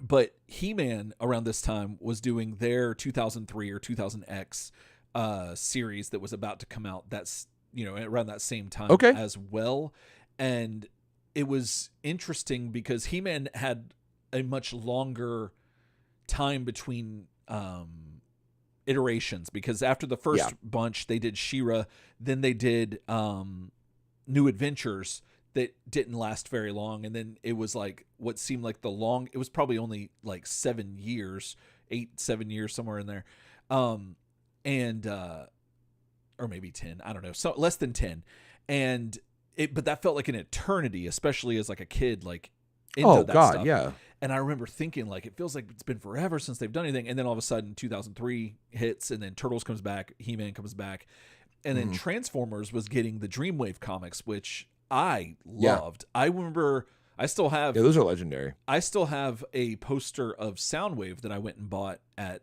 Toys R Us, like, nice, of the Dreamwave run, and because they were like colored amazingly, and I was just it's beautiful. And that's awesome. So in a sense, a lot of the stuff from the 80s was coming back around this time, but in a way, but as far as toys are concerned, it felt it definitely felt like they're starting to see how they could do this again, how they could kind of just start over, try it again, and still maintain like the evergreenness of this stuff. And well, it's kind of hard because I don't know if the Turtles own the like to us, because of our perspective, like, if even like from that perspective, if like they even are evergreen in that definition. Like, I think when we say like the Turtles are evergreen in our definition, I think there's like an indication that it almost means like that you have to, like, it has to stop and then relaunch, stop and relaunch. Like, it keeps going, like, in a new way. Well, isn't that? But like you were saying, like Transformers, like, didn't really stop. Like, they did and they didn't. They stopped. Yeah, they kind of stopped series, and they had different series, and then sometimes the animation would be different. But then, but they kept putting stuff out. I guess when it comes to evergreen, I'm just thinking of a tree. So like, it might be you have the season where the leaves fall and the tree looks dead, but then it comes back. The tree is still the same tree. It's just got new leaves. And so that's all this is. I know what this conversation came down to. It was the idea, because Kara's been really into like My Little Pony, kind of getting like on like a renaissance of like My Little Pony, like watching and stuff. And we talked about the old series, like when we were kids. Yeah. And how like MLP is like on the verge of being evergreen. In my determination. Okay. They just need one more go. I see what you mean. Yeah. Because 2 times is cool, 3 times is a pattern, right? Yeah. Like 3 times is like a thing. So you got to come back, like, and I was talking to her about like, you got to come back 3 times. And I don't know, I never had that rule, but I just kind of found it in my head where I'm like, like MLP had the original series that, when we were kids, and they looked like Care Bears, and it was really odd. Yeah. Then they had obviously Friendship is Magic, which is legendary. Then she said, "Oh, there's a new show, but it looks weird." And I'm like, you got to gauge how popular that is, because MLP has to have one more go, I think, to be considered evergreen again. Okay. Yeah, that's fair. Definitely. But I think that there is something to be said about, I don't think that Thundercats is evergreen, because they came back, but it doesn't it just doesn't hit the same way. However, the logo and the iconography and stuff is huge, and people still buy stuff like that. So it's kind of, especially now that like we're 25 years removed from this, more or less. That it feels very kind of like all over the place, because you want to make the same argument that maybe it's a generational thing. So if kids latch onto it that are 10 years younger than you, and they get into it and they can keep it going for about 5 years, then that's cool. And then if you could do it one more time, to your point, then maybe that's an evergreen thing, which I think the Turtles have done. He-Man sort of kind of did. Transformers definitely did. Transformers did it with the live action, because they transcended, pardon the pun. And Yeah, I don't know. It's weird now looking back because I remember distinctly feeling like it's been ages since He-Man's done anything, and then all of a sudden 2003 comes out, and I'm like, wow. And then I'm like, as I got older, I start to realize, oh, it actually wasn't that long of a time. It was like maybe like 8 years, which then again, 8 years to a teenager to a 20-year-old is Let's say 8 years is half a generation. it is, but to you individually, 8 years at from like 10 to 18 or 15 to 25, like those are big differences, especially now to 25 to 30, 40, whatever. Like 8 years doesn't really seem, it simultaneously seems long, and also it doesn't. No. So yeah, like when you realize that the Switch 1 has been out for like 7, 8 years, you're like, oh, it didn't feel like it's been out that long. But then, oh no, when you're a kid, I mean, it's like I haven't seen anything. Oh, John in chat says evergreen can also refer to financial viability. oh yeah, Which I think is another meter you can put on that. Like it's another thing you can say, like another way you can qualify it. M says it's all boomer nostalgia. right. That's true. That's true. Boomer, or like in our case, like elder millennial, like nostalgia. Mhm. Yeah, absolutely. Anyway, yeah. So yeah, but as far as that was an interesting discussion, but as far as like Gary Ridgestone, CEO of the Mirage Group, is telling us, yeah, it's happening, Kapanen. So like, get ready because we're keeping it. Yeah, I think that's really cool. it is. So yeah, we'll be seeing all that in the future. And then there was a couple of other things. Sorry, I moved off the comic to do. Oh, you went to the something. 2-shot, so I just dropped it. 'Cause I thought know, that was I know, but I wanted to double check something, so I had to do something like that. But I'm going back to it. So here we go. Oh, where are we at? Here we go. That should do it. There we go. So we're back. Yeah. So if you were wondering like what the thing we saw at the beginning was, and how we talked about how Peter was like very much into like indulging himself in these books, the back of this continues to give us more insight on all that. And if you want to cover this. Oh shit. Okay. Or I can't. I'm sorry. I thought you had something loaded up. I got it. My whole thing was that when you went to the 2-shot, I thought you were done. Yeah. So I sorry closed about it. that. You're good. Yeah, it's open. All right. So it says here, back in '93, this is after the Gary Richardson thing. Back in '93, I was toying with the idea of doing a story with the Turtles where they would somehow gain superpowers and put on classic superhero style costumes. And I did these 4 drawings in one of my sketchbooks to work out some of the visuals. I thought you might see these original versions of the other dimensional superhero turtles that appear in this issue, along with their original names. And yeah, it seems like he's kind of kept a lot of this. Like, Oh yeah. Captain Gravity became Graviton. And he includes the sketches, and they're neat. It's cool to know they go back to '93. That's pretty cool. Electro Boy, Mr. Blob, which they changed that name, and then to Bloboid, and then Grid, which is the. I keep thinking it looks like Hellraiser to me. He does like a little the bit. Cenobite from He Hellraiser does. with like the skin, but Yeah. yeah. So it's kind of cool to see them. They're neat. Yeah. And then we get our cover for the next issue, number 8 on sale February 2023. There Or sorry, you go. 2003. Oh yeah, 2023. Oh, and then at the very end, Peter Laird on top of Mount Monadnock, New Hampshire, October 2001. That's just a random picture, but That there is. it is. He's just up there with his little walking stick. And He's it like, was "I'm on top of it." yeah. You said 2001, right? Yeah. That's wild. So your boy basically was like, "Oh shit, 9/11 happened." He's like, "I'm getting out to New Hampshire," Thank and then you. he like climbed up. That's thing. what I was trying to figure out, because when I saw that, the 9/11 thing hit me for some reason too with this, because it was like that same year. And yeah, I was thinking about that when he did that, and I was like, I bet he did that to get away from some of all the news and all the other stuff, just to kind of get out of that. I could 100% see that. Mitch Fletcher's in chat. He says, these variations of the turtle show up in an episode from the 2003 series.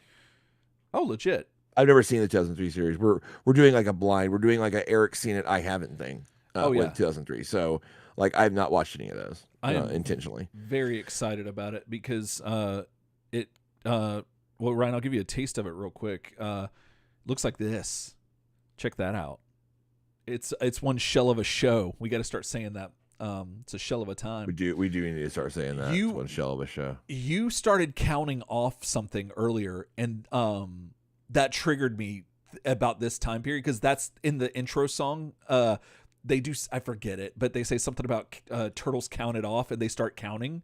And your boy, your boy's all about the counting in the songs. Mm-hmm. But yeah, this is a wonderful time back in the day to be like into turtles because it was just neat to see it come back again. Oh, that's cool. And be taken seriously and not be like just goofy and for the yucks. Yeah. It was legit. So on the Fox Box, baby. Foxbox.tv. Yep. So there's that. I hope that's the last page. All right. So so now well, here, let me do this so I can avoid spoilers because for some reason the reader put everything in the reverse. But yeah, so now we're moving on to Teenage Mutant Ninja Turtles Volume 4, issue number 8. And this cover, Ryan, what do you think of this cover? It's all right. Kind of dark, kind of washed out. I don't know if that is the scan or what it is, but it just doesn't impress me color-wise. Okay. It is the ninja that leads the Foot Clan. It's Chao Ocho. I don't know that he leads, Oh, that's right. but he's the one that Leo has an issue with. Let me get it right. I know it's Ocho. He seems at least Chao like a Ocho. commander. He's higher ranking. Yeah. But yeah, he's the guy that has had beef with Leo for the last couple of issues, but we don't know why. They're locked in combat with their swords out, and it's cool. I don't know. I think it's a little bit desaturated. Again, that could be the scan, but even if you saturate this up for me, I'm not loving the cover. Okay. Yeah, obviously, like it's one of those things like it's cool because it's like turtles and it's Sure. like a hand-drawn cover. It's cool. You know what I mean? Like it's not like I hate this. Like No. but of a lot of the covers, like we've been always treated to like some very, very good covers in like Mirage or Volume 3 and now here in Volume 4 as well. This one just kind of doesn't like Trip the Light's fantastic for me. Ooh, I like that. I like that phrasing. What was that? Trip the Light's fantastic. You never heard that before? No, man. That sounds like you wrote when you write that in your book, like that you're like, oh, that's a triple word score. Triple word score. I'm gonna use that. I just coined this in my book. I'm gonna use it all the time. Right, exactly. No, it's a common phrase. No. I believe you, but like I love that. That tickled my fancy hearing that. Tripped my lights fantastic. Is that what you say? It's Trips the Light fantastic. Trips the Light fantastic. Oh my God, bro. That is from a 1645 poem by John Milton. Oh, I can't believe you pulled that off the dome, that you just remembered that. You could probably recite the whole thing, Ryan, right now. Read the whole poem. Remember the whole thing. From 1645. This is kind of crazy. And then it appeared again in A Whiter Shade of Pale by Procol Harum. That might be the one you're more like familiar the with. original line.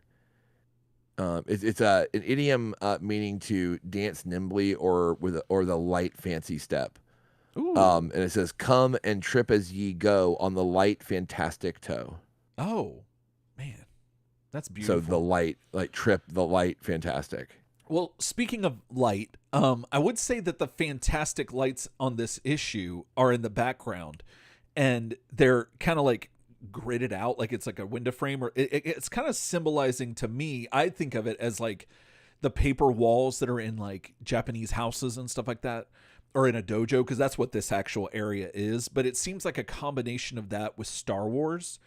And this also makes This also makes me think like this was Peter's attempt at like a Obi-Wan versus Vader kind of thing. Like that he's kind of not necessarily in gravity, but just like in illustration, like two forces, going at it. And I don't know, maybe, but there's a lot of extra space that I don't think plays very well to a cover. If that makes any sense. So it's just a little under. It's just a little under. Yeah. I do see the Star Wars feeling. That is very Luke and Vader, like locking lightsabers. Like there's something going on with that, but I'm not in love with it. Yeah. So, but yeah, no, it's neat. And again, $295 US, $410 Canada. And now this is our first official step, if I'm not mistaken, into 2003. So, yes. This is from February. And yeah, it's that's wild to think that we're already here. But all right. So let's go. So we open up on your standard credits. Let's see. Peter Laird, writing, lettering, inking, toning. I loved how you said last time how he's everywhere. He's all over the place. Yeah. Jim Lawson, layouts, penciling, Eric Talbot, inking, Michael Dooney, cover painting, and Dan Berger, production assistants. Then we get this like a whole bunch of stuff and a picture of a sketch of the four turtles that Laird had done. And long story short, he did this for a fan who at the time of this issue was working with Marvel and DC on some various books. But apparently the deal was that Peter would do the sketch if this fan, who was named Norman, would ink it and send him a copy. And eventually he did. And that's pretty much like what this story kind of like gets into. And yeah, it's pretty cool. It is. It's very cool. But that's pretty much it. And I'm loving that Peter is kind of like giving us these insights to like this whole thing that's been happening like all this time. And again, because you got to remember that like the internet and podcast weren't what they are today, where you would have seen this on like a Million Turtles podcast and just his webpage and everything, which he probably had, but like the internet was not so ubiquitous as it is today. And so I kind of really dig this, but yeah, so there's that. And so if you stick around through the whole issue, we'll show you the inked version, which is in the back of the book. That's true. So we open up on one of my favorite scenes, which is a graveyard, because all of those are Pokestops. And so you got your boy, I believe that's Dr. Kleinon, and you got Donnie and you've got Robin. And they're just like, this is really bizarre. And they've got a machine in front of a gravestone, which turns out to be the parents of April O'Neil, allegedly, but definitely Robin. And they're at the cemetery. They're collecting biosamples from her parents. And Robin is having, understandably, trouble reconciling the situation. But Dawn assures her that they'll get to the bottom of this. And so I love Donatello so much because at the one hand, he does have empathy, but at the same time, he's a scientist, so he's kind of geeking out at this. I'm pretty sure, like he's kind of loving this technology's like next level, bro. But I love that Donatello has to be the one that has to. Okay, I gotta turn off my science and turn on my humanity. And that duality, you don't see it so much because Laird draws him a little bit more like or writes him a little bit more well-rounded, but I love the idea that that Donatello is having to do this. And so I just really appreciate that. Anyway, it's really cool. So they're talking about how it's ghoulish and just feels weird, but and then seeing the tombstone with the name O'Neil on it, that's a little trippy for me still. But and I should mention that I'm pretty sure this is Dr. Kleinon. He is in a human suit, like the android body, but with the flesh on it and stuff, and which is really neat because I don't remember seeing this in a while. They might have been in them like some of the earlier issues of this, maybe not. Well, they were only in their robotic style suits. They did not have the skin on them and stuff like that. I think this is the first time we've seen that. Right. So which is making me wonder why he's choosing to do that here. Probably.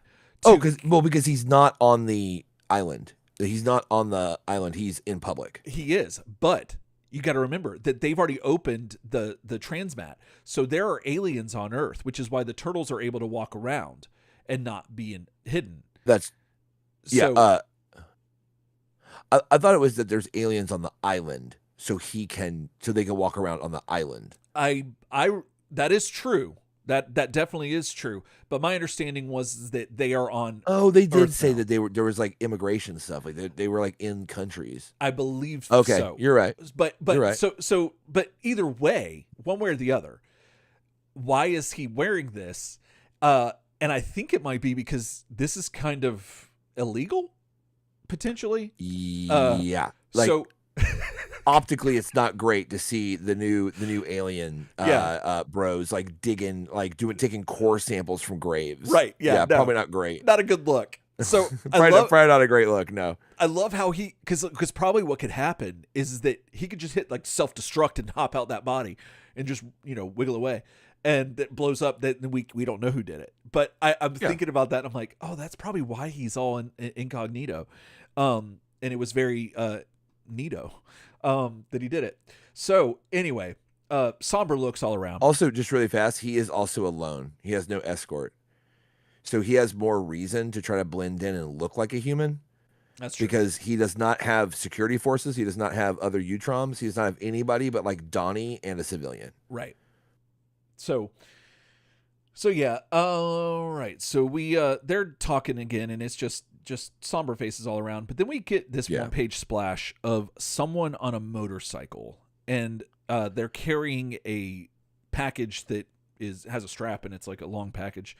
You're familiar with long packages. I am. And so, I figured. Yeah. And my first thought, Taylor put out a song about it. She did.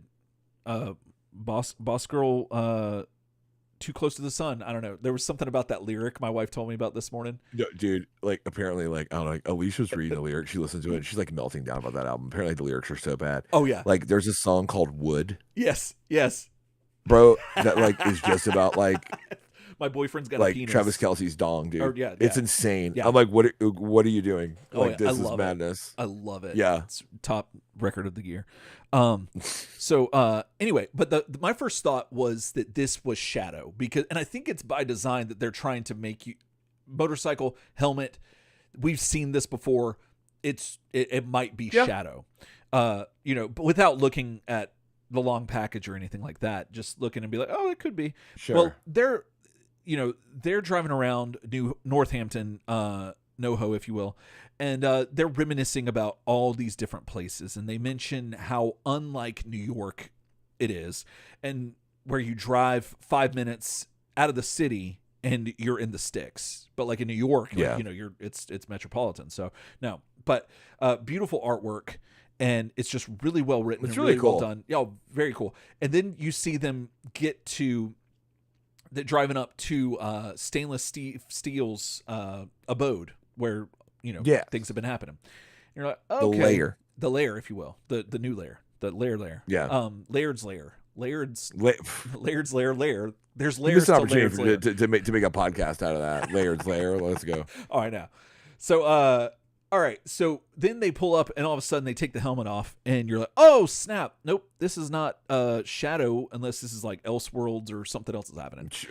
And they're like, "Oh, always nice to get the lid off after a long ride." You know what I'm saying, fellas?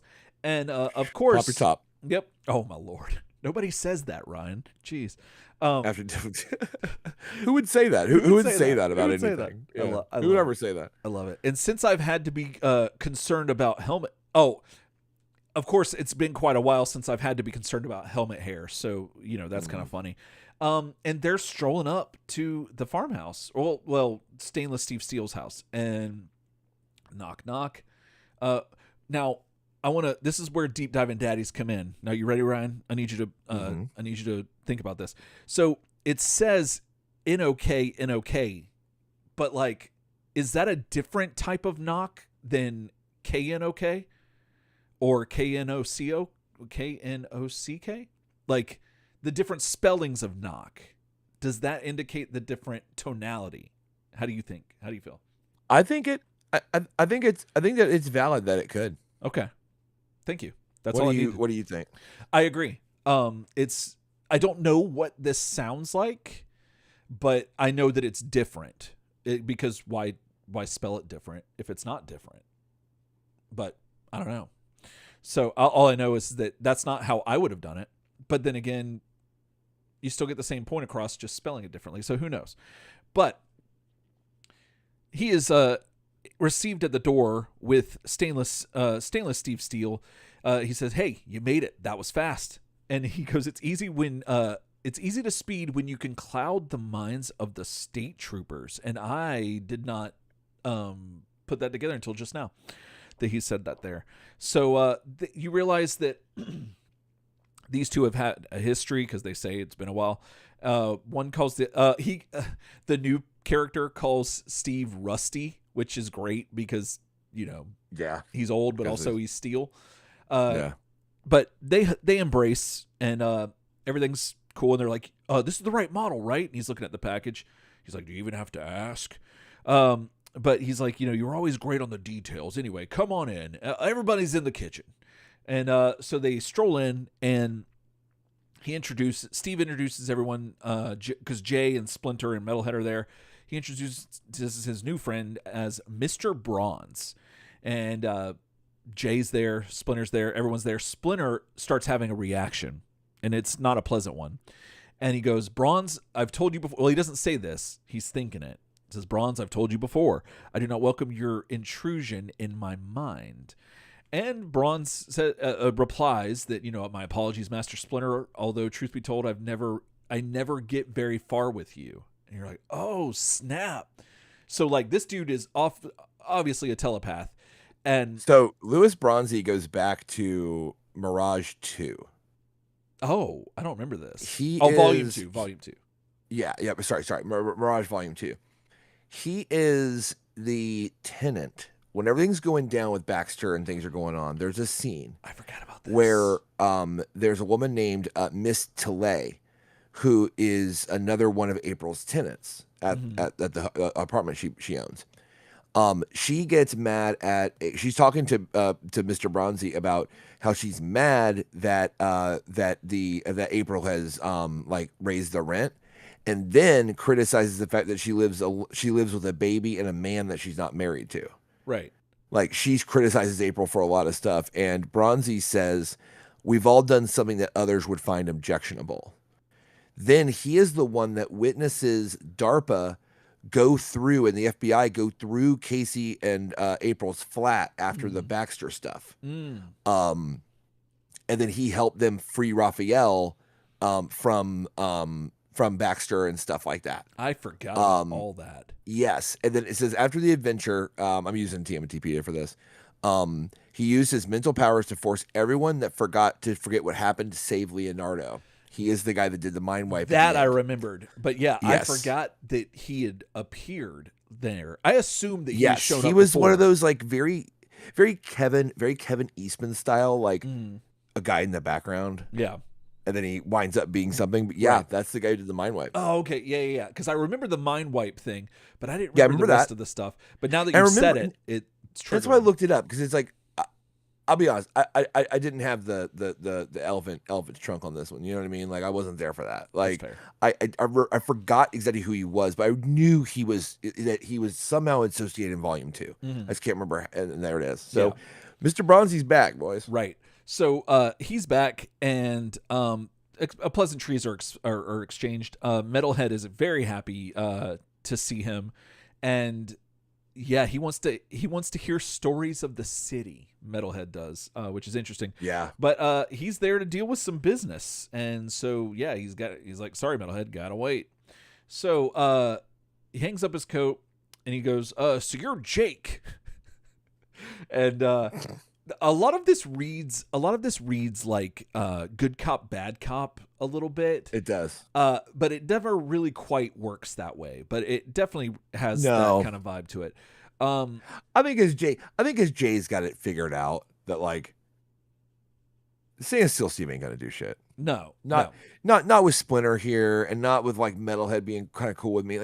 He's just a bunch of talk. Yeah, when you got the rat faced dude guy, what are you worried about? But he runs the show. This is obvious. But then when the guy with the long package comes in on a motorcycle, that's a little, questionable. That's a good point. But things get a little. He says he's here to help.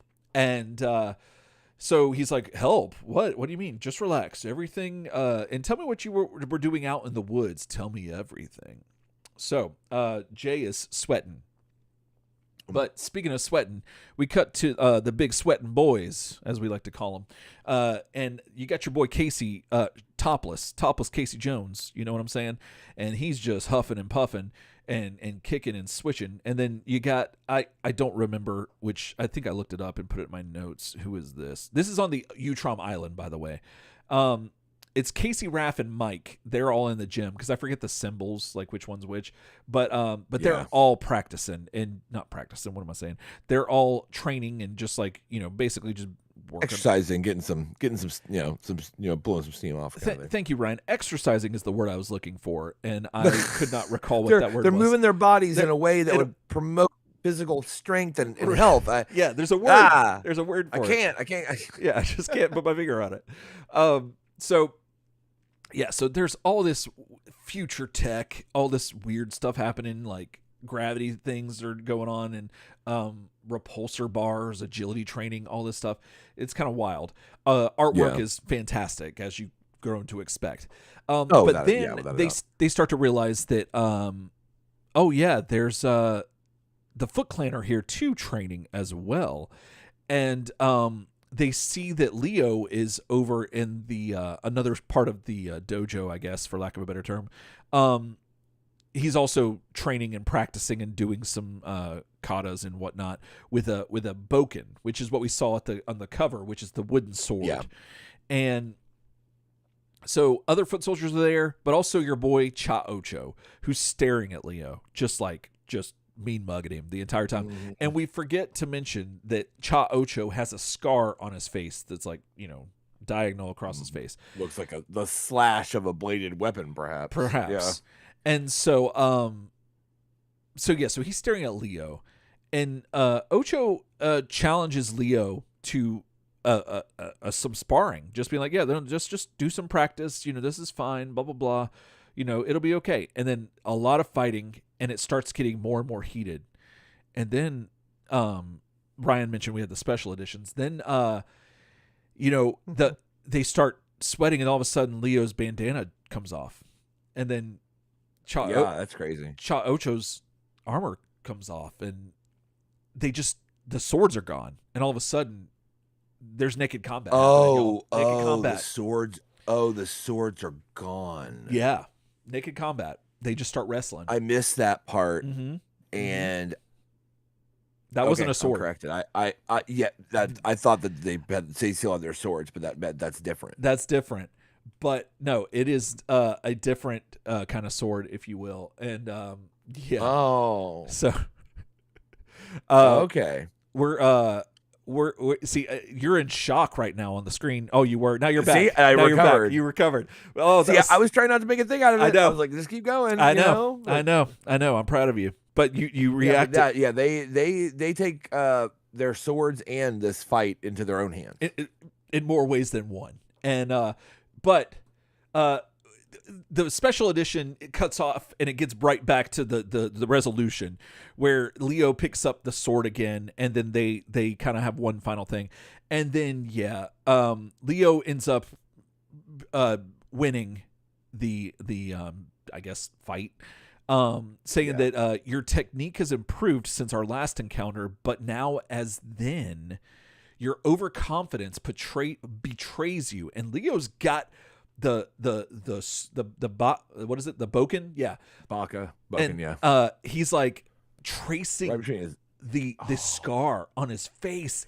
And I'm that's pretty sick. That's nuts. Well, he says your confidence betrays you, and leaves its mark. As he's like, I'm like, that is crazy, classic. Bro. Great Leo. Oh, Leo's so good.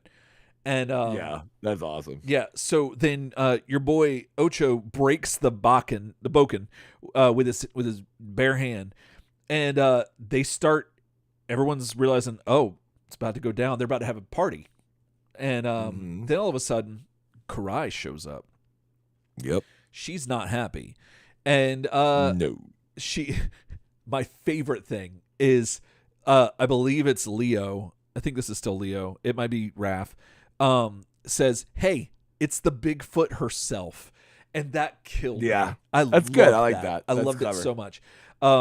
So they're all like, she's like, "What's this?" And they try to play it cool, which I love. I love that they're like, "Oh," everyone's like, "Oh no, nothing. This was just a little practice that got a little too heated, but no harm done. Everything's good. We're all good, right? Like, yeah, let's just slap each other on the ass and keep going." And Yeah, exactly. she goes, let's put our bokens away and yeah, just put our clothes back on. Bakken or whatever, and Yeah. we'll take care of it. And so Karai goes, "I suspect you were being a little too generous, but very well."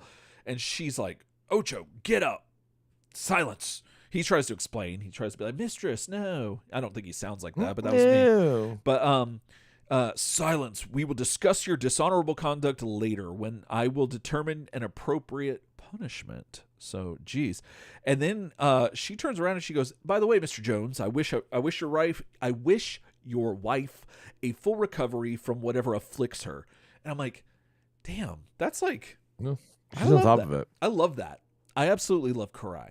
I think Karai's Remember- fantastic in this. That it is still canon, all the way from getting at the end of City at War, and into Volume 2, that Karai said that they were on a dead ass hold of hostilities and they had a truce with the Foot Clan. Oh yeah, yeah, This is still all held. I mean, granted, Mirage 3 is not canon at this point, Right. but like, it's so funny that this much later on, she's like, "Yeah, I think you're being very nice." She's like, "Cha Ocho, I know what you did. right. Like, Yeah. you broke our non-aggression pact, and like, I'll figure something else out." Yeah, So it's cool to have Karai come in because it's a good confirmation that it still stands. yeah. It's like, nice. It feels There was the end to hostilities, and it still stands. right, and it feels political without being like beating you over the head with it and stuff like that. It's like, Yeah. oh no, it's just politics, I guess. No, it's just I think it's just like the honorable way. Yeah, She's like, "I said it's done, and it's done." yeah. And Like- so, but I love that she was just very cordial with Casey, and I really appreciate that. And I feel like that was sincere. I feel like she meant Yeah, that. I think she did too. Oh yeah. And I love having a villain who is you can what's the word I'm looking for? Not relate to them, but that isn't nefarious. That she's like relatable, I guess is the way to say it. So anyway, speaking of that, we go back to someone who's very relatable, as everyone with mental powers like Ryan and I, and long packages. We cut back to Mr. Bronze and everybody at Casa de Steel, if you will. If you will. So Splinter's like either doing more tea or like just so high on whatever he put in that tea that he's like, "What's a cup?" That's what he looks like. What's this? Oh, look at this. Can someone please explain to me the mysterious appearance of this cup? Right. How long have I been holding this? Like that's what. No, your boy's like, "Has anyone seen my lucky coffee mug?" Right. And he's like, got it in his hand. Got That's his what hand. he's doing. Exactly. Yeah. So Bronze is like, "Well, I'm satisfied that Jay was not up to any mischief. He was just curious. Any young man in his position would be. I have and he explains that he has a special talent for knowing when someone is telling the truth or not. But now for one more thing before you head home." And then he does the eye thing. And he's like, "Look, Jay, look into my eyes." And then And you see the swirling. and then this In is his where eyes. Ryan was talking about earlier when he was making an allusion to something that it could be. That's a great idea. You see Jay, And you see how, like, the image of Jay, like you're about to say, he's swirling. Mhm. Very swirly stuff. And it feels like, to me, I think that when Mr. Bronze did that, Mhm. he saw something else. And that's what they're referring to all the way back at the beginning of issue 7. Is I think that he saw that. Interesting. He saw. And He that saw they what? they just cut to the Utrom because, like it's basically a red herring. It's not a red herring. It's a hidden thread. Oh, okay. Okay. But if you look down on the last page at his eyes Yeah. and the way he's all like, and then you look at the spinning on Jay, I think that's him seeing shit. Okay, so I will give you that this is not that is not unheard of in Mirage and Kevin or Peter to do, or either of them to do what you're talking about. So I absolutely see that. I'm curious if that was still the Utrom that did that, but if maybe Bronze had something to do with that Utrom, that he was manipulating an Utrom to do that. That if there's some maybe correlation there, that because there's it's just definitely strange. They're definitely wanting you to see eye to eye with these two characters. Pardon the pun. Oh, right, quite literally. Mhm. Yeah. So my argument for it is that in the other comic, when the it's the two eyes, it's the one eye that's swirly, the two eyes that's swirly, then it cuts to the Utrom whose eyes are normal. Okay.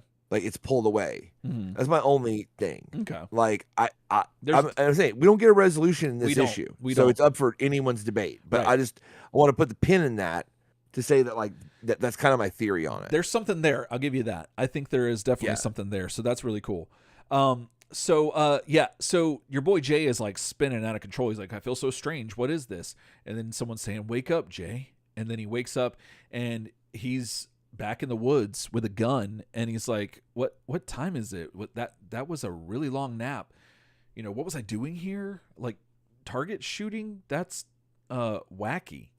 And he's like, why did I think my rifle was going to be all smashed up? Must have been happened in the dream. Well, better get home. Mom's probably got dinner going or whatever. Wonder when Shad's coming back from New York. I should probably call her. And then you see some people out further in the woods, and they're like, oh, it's taken. He won't remember a thing. And so they're talking about how basically this was all a ruse, that they erased his mind, his memory, and the long package was a replica rifle or a replacement rifle that I guess Bronze had in his collection, that he's got like Apparently, weapons. Yeah, I took it to be that the stock the model of like hunting rifle he has is so ubiquitous that Mr. Braun, because he has like a ton of weapons, I'm sure he's like a crazy dude. Yeah. He happened to have that exact model of rifle. Yeah. So he brought it. Because then he says, actually, I could have made him believe any kind of weapon was his, but this was just in case anyone else noticed. Right.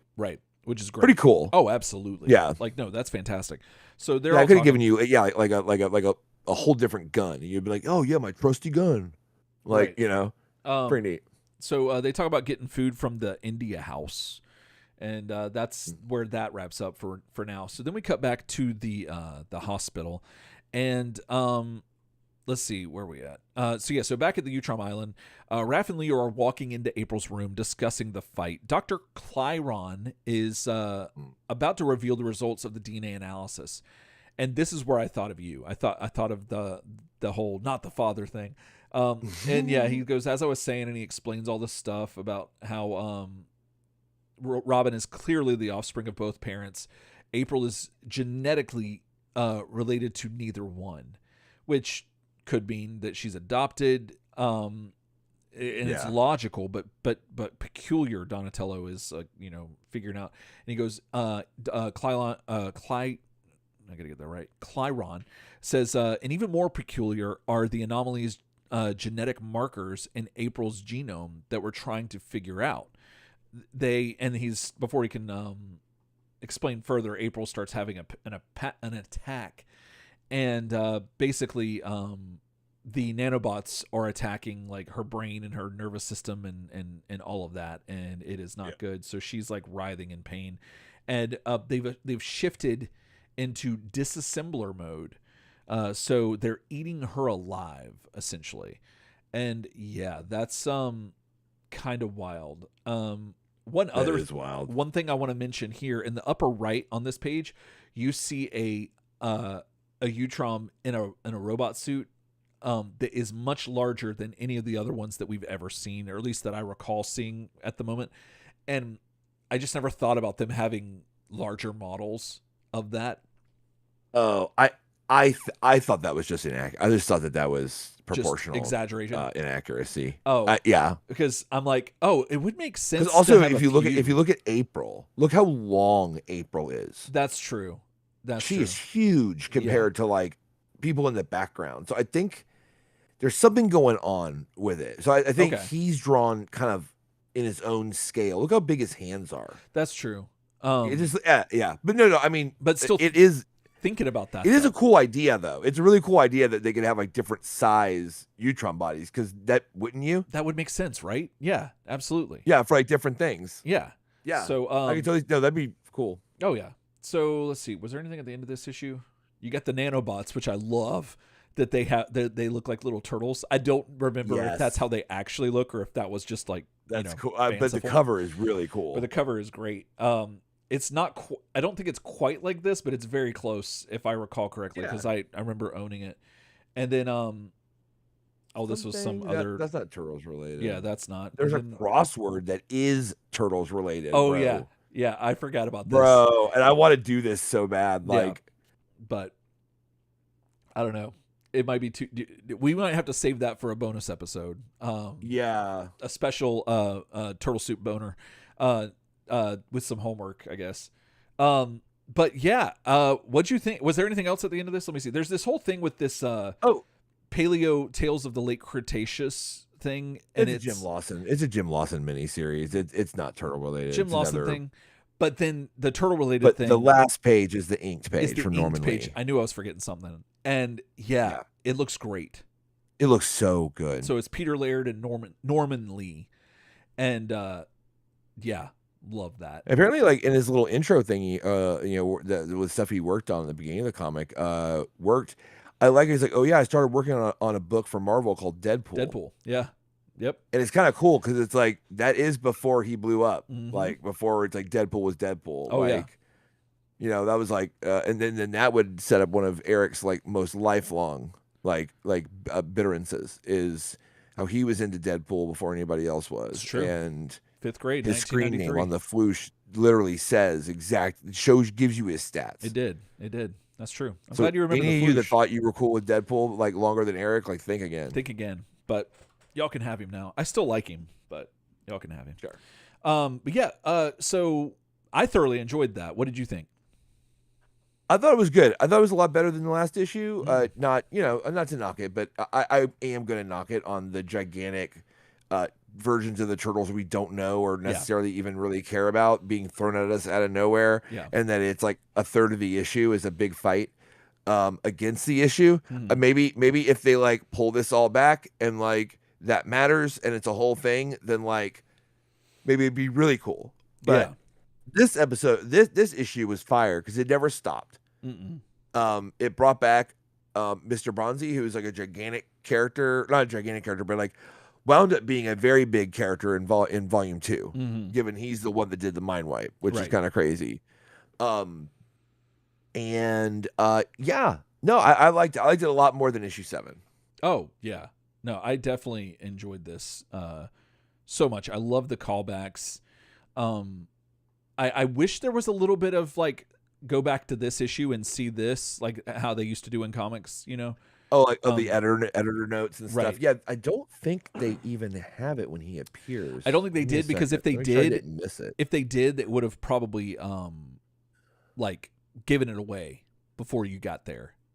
Yeah, it has nothing. It has no Because I think they wanted you no to editor feel notes. that it was Shadow. I think that's what they wanted you to think.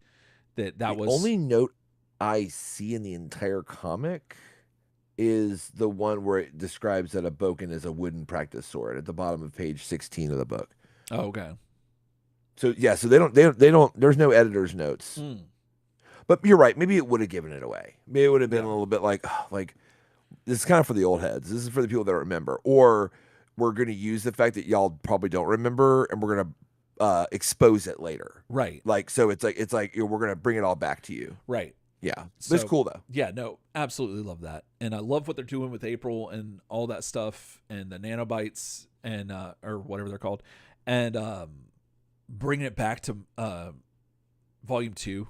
No, that's just Yeah. excellent. And yeah, So I mean, Well, that was the big shocker for us, like last episode when we covered the issue where like where like she came down like with mhm, like this illness and like what's going on. yeah. When they said that that was from Baxter's Old Dirty Insulin from like Mhm. Volume 2, I was like, Oh yeah. no, Yeah. that's cool as hell. That is Absolutely. so cool. No, Yeah. I loved it. And yeah, I'm this is about as far as I remember reading into it. I know I had the other Okay. issues, but I don't remember much past this, if at all. Cool. So it's kind Yeah. of uncharted territory for me, uh, Sweet. which is awesome. But yeah. So I think that's it. Let us know in the comments. What do you think about all this? Have you enjoyed this? Do you remember Yeah. picking these up? Just what are your thoughts on all this stuff in the Turtles at this time period? And do you think they're evergreen? And what's your definition of that? And if there's any other, I guess, IPs that were doing this at the same time that kind of fall into that same line that we might have missed, let us know. turtlesoupshow@gmail.com. You can hit us up with all your questions. Oh, I forgot to mention, Paul Calicote wrote us like 2 months ago, and we forgot to bring it up, but it was during all of the 35th anniversary and like all this stuff with the movies and stuff. Oh, yeah. And he was saying I was going to go see the movies and in the theaters and whatnot, but he mentioned getting the Casey Jones from the movie, the NECA figure, but with the dirt bike for $35. And I'm like, well, that's cool. But I remember the thing being that everyone that was collecting the action figures were like, what movie did he have a dirt bike in? He didn't have a dirt bike. Casey's never really had a dirt bike. If he did, I don't recall. I don't But remember it. if you remember what NECA's explanation was for that, let it again, turtlesoupshow@gmail.com. But Yeah. Paul was saying that he acquired that, which is cool. $35 for a figure and a vehicle. I mean, hey, $35 is $35, bro. that's true. And I could see Casey with them long fingers, like, riding a motorcycle. Oh my God! Like the grip he'd have Oh on yeah, like the handlebars and like the oh yeah, accelerator. it would probably wrap around like Oh, 100%. 100%. Well, that's how he would shield himself from like an accident. If he had to ditch the bike, he just That's true. put those long hands under him, and it would kind of help him. It just shields him. Just like just like he's wrapped like a mummy with his Right. fingers, and then he's good. And then the doctor's like, "Oh my God, how'd you get like hit a curb and get ejected at 70 miles an hour, and like all you have is two broken hands?" And Casey's like, Uh, and then the credits cut, the scene cuts, it goes to credits, everybody's laughing, like filmed in front of a live studio audience, and that's the Casey Jones in charge right. show that Yeah, they put out. that's where that came from. Casey in so- charge. Yeah. So also we're on the home of the internet, turtlesoupshow.com. You can find all our episodes have been up there and you can download them. They should be wherever you listen to podcasts or music now, I believe. So Yeah. if they're not, let us know. We'll see what we can do. But I believe it's everywhere now. And then we're here on YouTube. Hopefully a lot of y'all have been here with us. Thank you for that. And Yeah. and helping us to persevere through the gremlins attacking us. And Mr. Yeah. Bucket probably had something to do with it, I'm sure. Without But a doubt. thank you again for your patience and Yeah, resilience. Saturdays afternoons are like every other week are looking like the thing right now. Yeah. And we might do some more than every other week, trying to catch up again and trying to make sure we get our episodes out for the year. Yeah. But yeah, so check out if you want to see us live, check us out Saturday around 3. And we'll make posts in the group more specifically about it. Absolutely. Each week. But yeah, that's looking like what we're gonna try to do. And then don't forget to head on over to Patreon if you want to help support the channel. Yeah, man. Means the world to us and really does help a lot. So thank you for everyone who's been doing that. Yeah, and I think that's it. So until then, else time. Else time.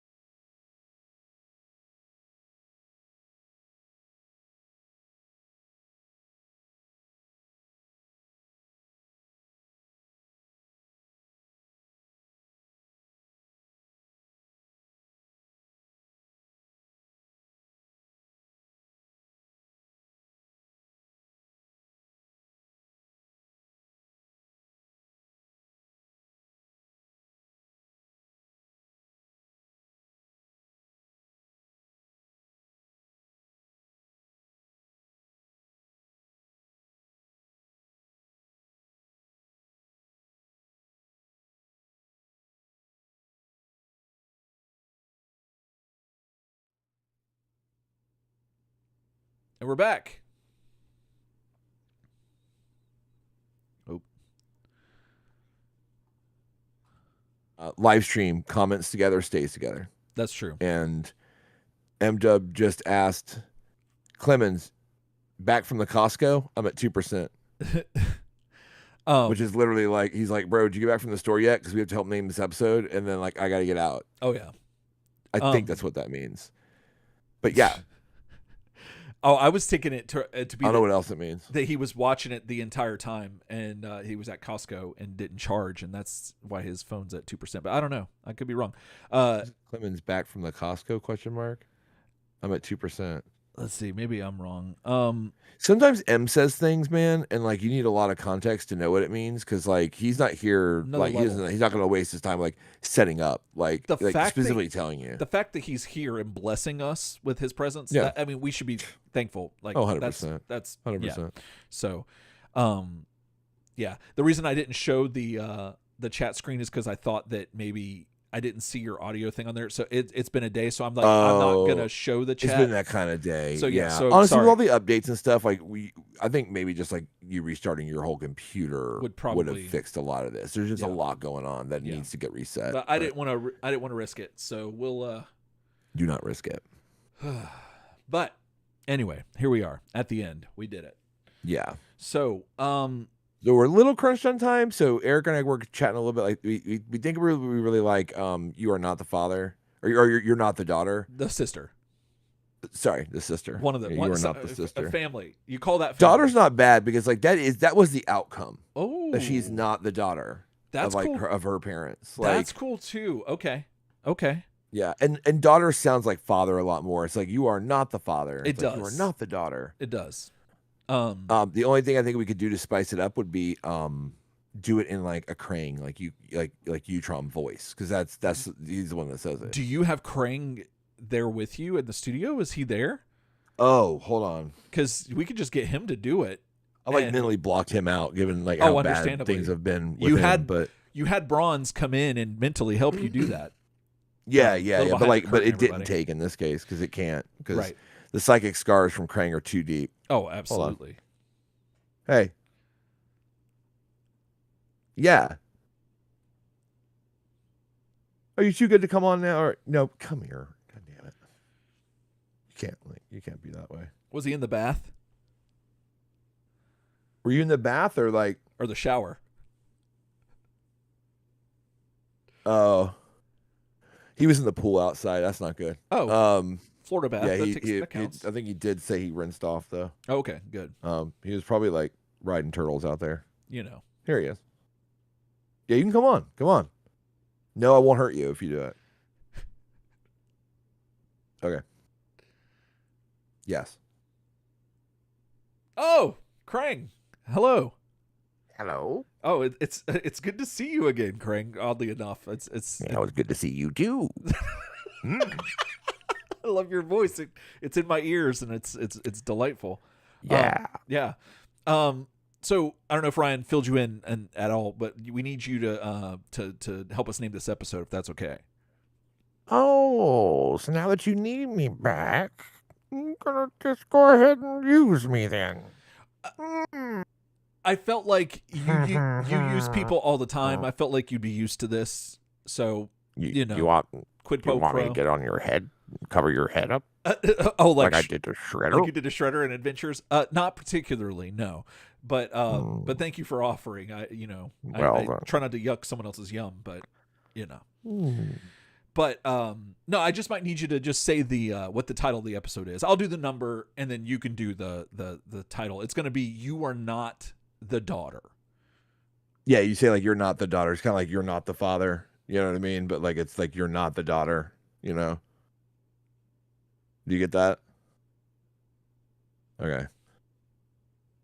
I think he gets that. I don't Okay. quite know. Like He's a little Mike. he was like very tired. Like he's like it's weird. He's like not even blinking. Do you see this? Oh yeah, no, I know. I'm impressed. It's kind of crazy. Yeah. Yeah. I was trying to win with the staring contest, but I gave up. No, you can't. But Yeah, I did do that. okay, cool. All right, so let me see. Let me double check. I think it's 3:37. Yeah. All right. So I'm gonna say Turtle Soup episode 337, and you're gonna say, "Not the daughter. You are not the daughter," or however you feel. Whatever you feel. You are not the daughter. That sounds just like Krang. So yeah, that's you what are we want. not the daughter. Oh, that's even better. You are not the daughter. Can you make it wetter? A little bit wetter. Like, I want to hear this. You are not the daughter. All right, that's a little too much. Dial it back just a little bit, and I think we're on point. So, all right, go for it then. Okay. One take Jacob and this bitch. Oh, all right. Turtle Soup episode 337. You are not the daughter. Okay, not bad. Okay, I want to give it one more. That was probably it.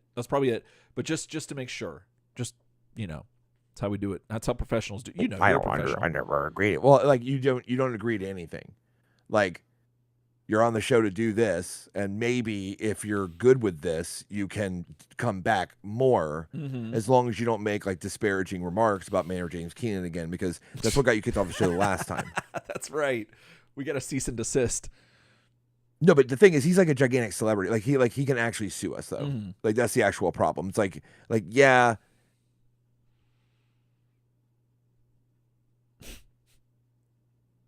I know he's not as relevant, but he has come back and do the thing one more time. I mean, talent. Okay.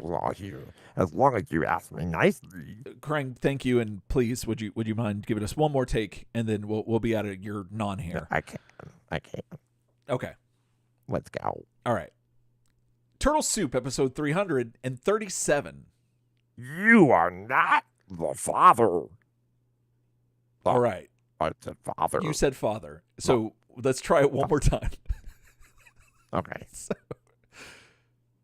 Turtle not as easy. It's not. It? See? As easy as it looks, is it? You think you listen to 337 episodes of this, and you think that anybody could do this. It takes real talent, real skill, skills, mic skills, grill skills, Turtle Soup episode 337. You are not the daughter. All right. I think we can make one of those work. How was that? I think we can make one of those work. You think that was okay? I think it was fine. Do you want to do another one or no? Not really. Okay, well then great. Krang, thank you so much for being here. We really appreciate it. Oh. Can I really come back next time? Maybe. It depends. I mean, we'll have to see. We'll put a pin on that and circle. We'll perfect circle back to that. How about that?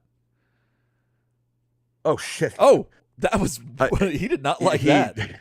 He doesn't like that, right? Like he doesn't like it when you bring up the projects, especially like no. the T word, the P, right? C, he doesn't like that at all. No, he does not. That's crazy. Jeez, that's crazy. Go ahead. If you unplug it, if you unplug this stream, I will absolutely kill you.